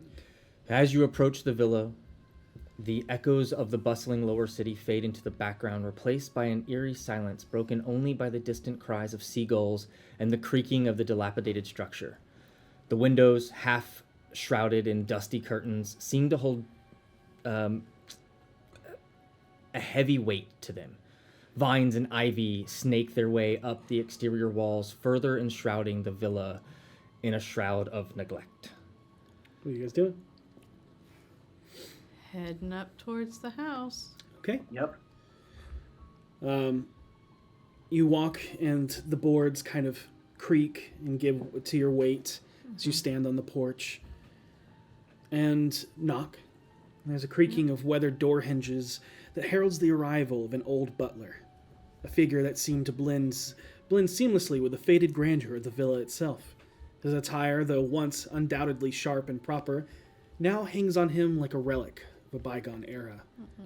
His silver hair is neatly combed and his posture remains impeccable despite the passage of time. And with a practiced and solemn expression, the butler greets you with a gentle nod, his eyes carrying countless memories. His voice, though frail, carries an air of respect and formality as he addresses you. Welcome. The master has been expecting you. Please, follow me. Thank you. Oh, but just a note, I have taken off my mask at this point. Okay. I figured you had, yeah. Yeah, I'm not gonna like into the. Hey, fella. Oh, I see. Got it. Karina does say over the telepathic bond, this makes me really sad for him. What's going on? Everything's in a horrible state. It is clear he used to be with a lot of money, and now they've taken basically everything from him. And the butler turns, and you follow his lead through the dimly lit corridors of this villa. The air feels cooler here, as if untouched by the outside world. The journey takes you up a creaking flight of stairs, the steps worn and polished from years of use. The butler's steady pace is a contrast to the slow rhythm of your footsteps echoing through the quiet halls. As you reach the end of the corridor, the old butler pushes open a heavy wooden door, revealing a master bedroom. The room is bathed in a soft, filtered light that seeps through thick curtains drawn against the afternoon sun. The air is heavy with the scent of aged wood, a hint of potpourri, and the faint medicinal aroma that often accompanies chambers of the infirm. In the center of the room lies a large ornate bed, draped in rich fabrics that have dulled with time, propped up by pillows. An old man rests upon the bed, his form frail and shrouded in the folds of the blanket. His skin is wrinkled and thin, like parchment, tracing the passages of countless years. The lines etched into his face tell tales of laughter, sorrow, and the weight of a lifetime of experiences. The old butler approaches the bedside, his steps hushed on the thick carpet, and his voice a gentle murmur as he addresses the man on the bed. Master Forsworn, your guests have arrived. And the old man stirs, his eyes opening to reveal a gaze that still holds a spark of life, albeit dimmed. He motions for you to come closer with a trembling hand, and the old butler withdraws, granting you a private moment. As you approach, you can feel the weight of the room's history enveloping you. The old man's voice is faint, but carries a sense of gravitas as he speaks. Are you the ones that sent the message? He points to Yes, sir. his brow. Aye. Are you friends of my son's? You look far too young. Oh, you flatter me, sir. If you're his adventuring party, then I have heard of adventurers finding means of, and he kind of holds up his hand, prolonging life. It's more that we crossed paths with your son at one point, and things weren't going very well for him, and he wanted us to deliver something to you, but I'm very sorry, sir. We were beset by bandits at one point and lost the item, but I felt wrong to not at least continue to come to you. A heavy brow of perplexity and confusion and worry. He asked us to deliver a sword. But we also did not see the outcome of what he endured, so I unfortunately do not know exactly what happened. I merely... Is he okay? In a manner of speaking. He's not dead. That's the best I can offer in the moment. I apologize. And he couldn't come here himself. Your son Thank you. has been entangled in something far beyond the reckoning of any of us in this room. I'm certain that if he were capable of being here, this would be the place he would go. And you see a look of self-reflection and understanding, not in the way that George is, because he obviously doesn't know, but being wrapped up in something and not being there. Yeah. Something he knows a little bit too well. But if it'll speak at all to why we're here, when we witnessed a dire moment, his thoughts were of you. For whatever that can be worth to your heart. Surprising, actually. We had disagreements when he left. Don't all parents and children?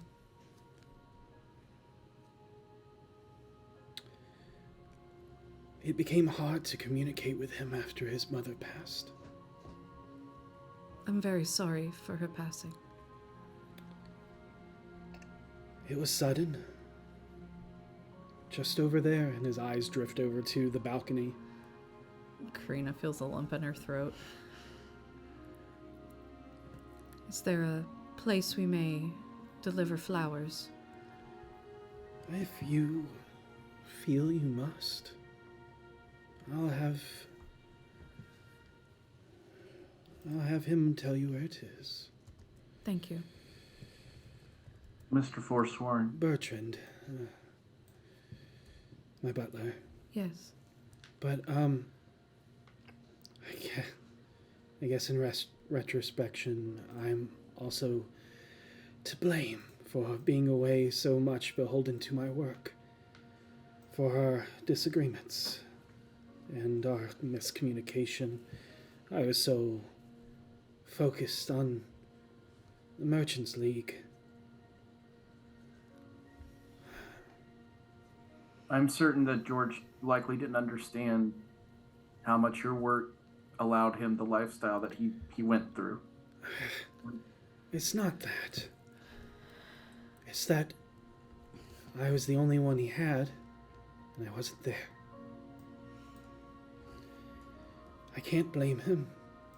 He found solace in his friends in the streets. As much as he wanted to defy me before she was gone, he wouldn't even hear my words after. But I wish he didn't leave all those years ago. If there's anything we can do to help communicate with him in these rough times, anything you might know that could help, we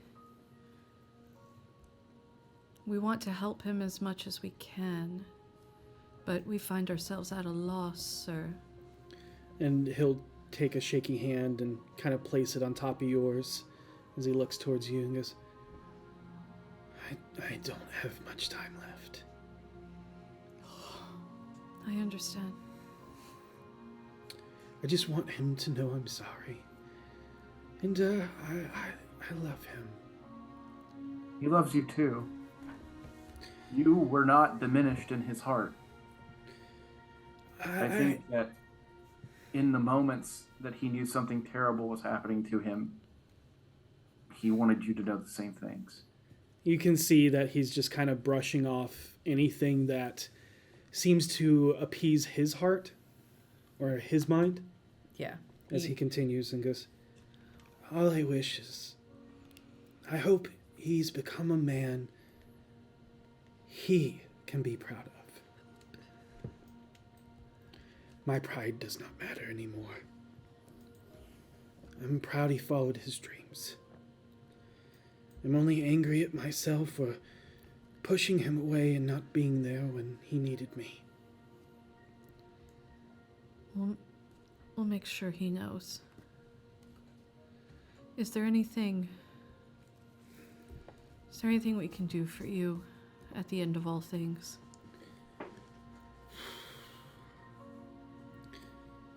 I do not need trinkets of remembrance. No, of course not.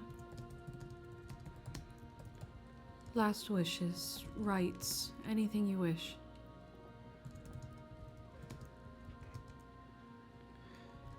As I said, if you see him, tell him I'm sorry.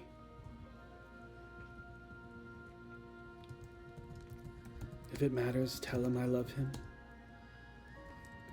It does. It does. And he'll always have a home here at the gate. One moment. And can you guys check your messenger, by the way? I'm going to reach into my bag and pull Simone out very carefully so as to not startle the poor man. Can you repeat that you love him one more time? You have means of letting him hear it?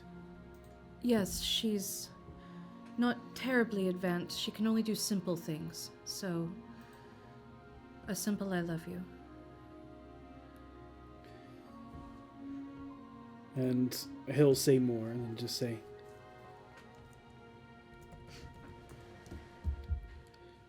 son, I love you. Yes, Bertrude, what is it? Sorry, sir. Sorry, it's lunch. Ooh, wrong room. Pardon me. Some of us are in our 30s and require digestive help. Oh, you blessed child. Sorry, I needed an Alka-Seltzer real bad, like behind the scenes. I'm not laughing at it. I'm not laughing at your uncomfortableness. It's just the way you said it. Please, sir. I know you love your son, but I need this Alka-Seltzer so you don't understand. Oh, thank you, Bertram, for that Alka-Seltzer ash. You're welcome. Yeah, so... He says, son, I love you. Okay. Let me write that down. Yeah, so, okay. Mr. I'll make Forsworn, sure he Lord- hears Lord- it. Lord Forsworn, Uh-huh. I'm learned in certain magics, and I understand you might have been under the impression our associate was someone else when communicating with you. Yes. At first, I thought it was Adoran, and then, hearing a strange, rasping voice, I figured it was one of the angels. No, but she might as well be. What I mean to offer is, I know you feel like your time is coming, and while none of us can really truly understand, I do have some abilities to reach over to other planes of existence, other planes of life, and ask questions. And while those questions may be simple, I could perhaps pass some messages along if you would like to.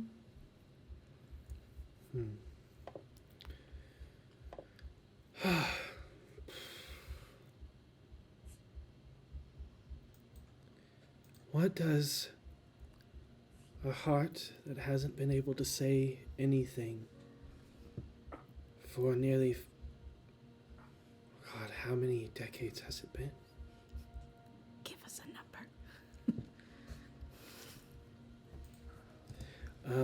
But he'll go, I mean, unless she's heard my prayers at her stone. And he goes and he starts thinking, 60 years she's gone. Perhaps that question might be a good one to ask first, is if she's heard you, and then if not, maybe start from there. Well, I don't think we have that much time, and some things I don't want you to hear. I understand. That's true. But Merely an offer. Is there any artwork of a family pet around? no. Damn.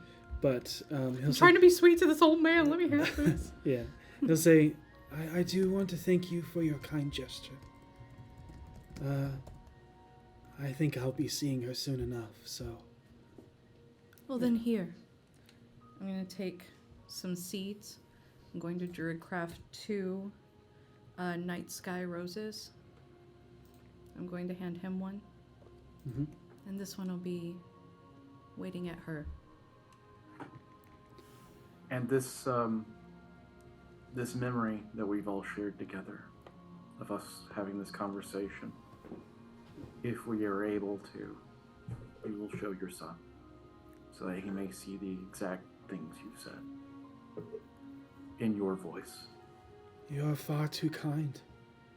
And if he has friends like you, I know, again, my pride set aside means nothing, but I'm proud he's met people like you. There's nothing more beautiful than a parent who truly loves their child. And for Harold and Petunia, Karina sounds extremely hurt to say that. And he'll give you a double squeeze on your hand before, but And she'll just kind of pat his. And you can tell it's very weak. Yeah. But as the conversation draws to a close, the old butler Bertrand reappears. Yes. His eyes filled with a mix of sadness and respect, but ready to guide you back out of the room, leaving Avon to his thoughts and memories. As we leave Bertrand, I'll stop and say, if you find yourself with nothing else at the end of all things, come to Waterdeep. There's a tavern there, and we'll make sure you're taken care of for your undoubtedly loyal service. Spirits of Troll Skull. That is very kind of you. If these old bones can get me there, I'll be there. If you have a way to send word, we'll gladly come pick you up. Do they still send word via message in bottles? Oh, they have new means now. Good. I will give him one of my paper birds. I was about to ask. Yeah. Got it. Okay. And we'll explain to him how to use it. Yeah, of course. And he will guide you, I'm sure, asking about the grave or Yeah. the Yeah, burial for sake place. of expediency. He'll actually lead you to the back of the property. Okay. And that is where she is laid to rest. I will leave the rose, and then for Karina's own heart, she is going to do a small plant growth in a square around the plot, just of lilies of the valley. Okay. Cool. Sounds good. Yeah. Harold is going to softly suggest to her that she make another next to it. And Karina is...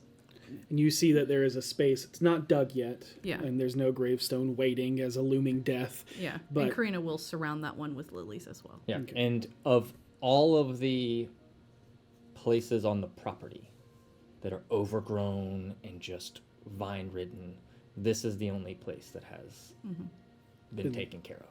Yep. And I'm actually going to plant that rose that she grew into the soil of Got it. Of the wife's grave. Yep. And you can see, in like your passive perceptions could see on the butler's cuffs and hems there was dirt. Mm-hmm.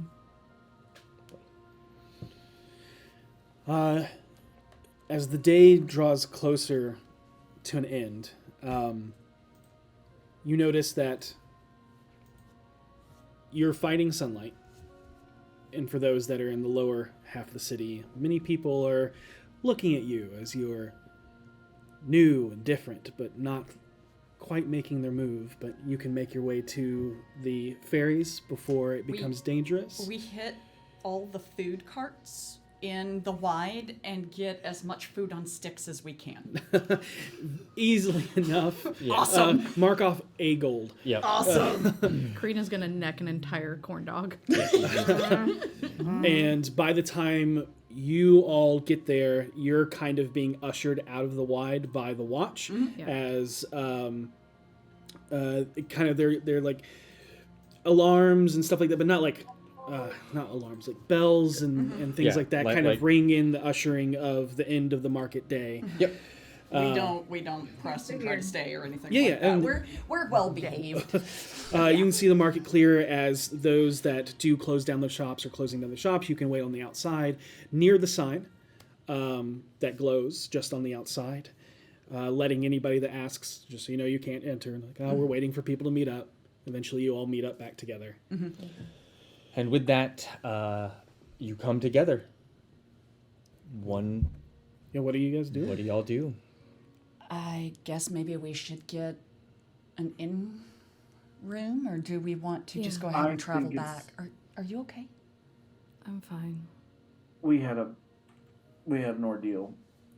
It was Thank you for pleasant. going. Emotional, not. Yeah, it was just emotional. I I'm don't think glad we we should went. waste any more time. We need to get to the Sea of Stars. Every time we wait, we're risking it. I can get us out of here if we get to that tree again. Or a tree. Where is a tree? I can take us straight to the Sea of Stars. Oh, that's right. You look around the city and everywhere that you've gone, and Yeah, the Korean's city like, itself. Fuck. There is no trees. No trees. Something tells me it won't be that hard to leave, or at least not as hard as it was to enter. So we can we can go, and then do we want to camp here before we go, or do we want to? I would suggest we camp outside the city before we leave, unless it's. No, I think we should. I think we should get to the Sea of Stars immediately. I don't want to sleep there. I think it's worse to sleep here, personally. I think both are gonna suck. We are too. So we might as well go suck over there. We're too obvious. I here. don't want our minds made available to the things that live in the Sea of Stars. The Sea of Fallen Stars, just, you People know, were- like the entire Sea of Fallen place, Stars, it's yeah. not like this area is taken over by the, like, Yeah. it's a full-on, like, area of Faerun, but, just so you're... I'm a little paranoid about Aboleths. We'll sleep in shifts, but I just feel like here there's too much of a target on us, and people talk. We were and- getting made. Yeah, we were getting made very easily, and a lot of people saw us. And frankly, I don't see any reason why we can't just do it right here. Yeah. All right. Everybody? They already talk rumors about us. Let's give them something to talk about. I whip the cloak off and hand it back to her. All right, they got something to talk about. Let's do this. Got it. And I will look at all of them. I'm familiar with this place, I'm assuming, at this point. Where are you trying to go specifically? Think of the Sea of Stars like the Mediterranean. So if you're like, I'm going to the Mediterranean Sea, yeah, you could end up anywhere. Anywhere. We need to go to Brassoon. That's where I'm trying to go. Nope, not Brassoon. I cannot read the word. Zifu. Zifu. No. Oh God I've got Almighty. like 4 words here. It was and the I can't same read day, them. so I'll give it to you. Brasune is not called Brasune anymore. Is it Arku? No, that's the land. Okay. Look for an R. Tell me you seriously don't have an R in here. Reth. R-E-T-H.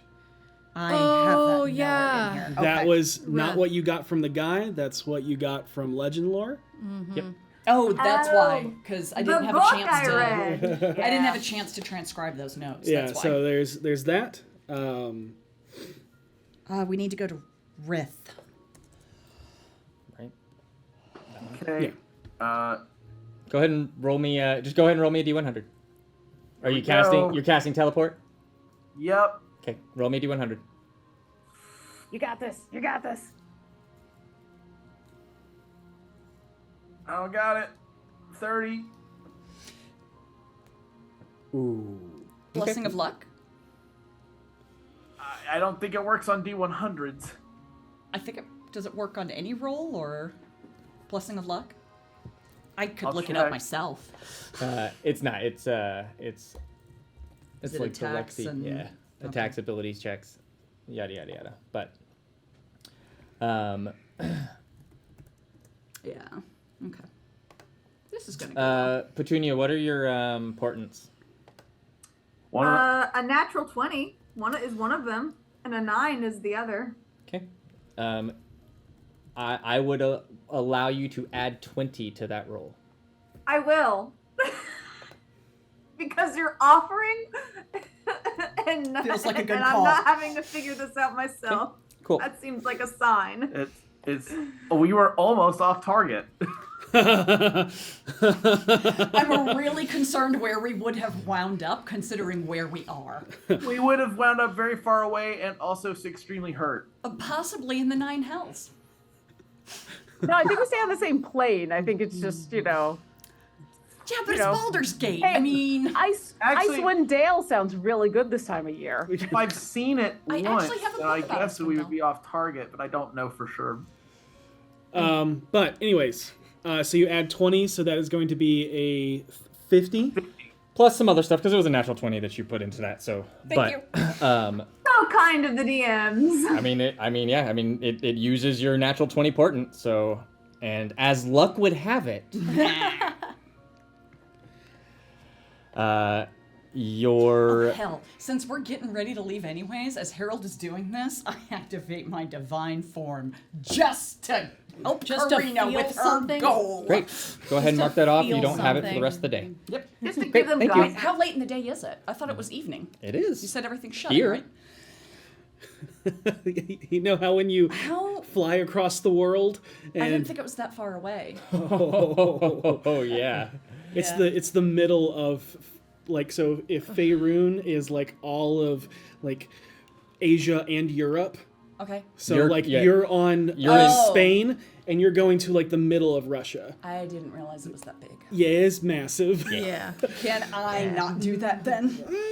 Depends on Your how, call. how on target do you want to be? No, let's just I'm let a- you know I'm what. gonna It's say- fine. It's fine. I'm good with not using it. If Nope. we think you if said we're it. crossing that many time zones. Yep. I'm gonna say you use it. Yep. Okay. I'm gonna say that Seisha, in that moment of haha, like middle fingers to you, Hey, Karina. What? Watch this. What? and with a flash of When Karina loses her carefully crafted chill she's had the whole day by just going, ah! But a flash of arcane light, you have that sinking feeling of your stomach gets jaunted up into your throat once again. You reappear and instantly just taken back by...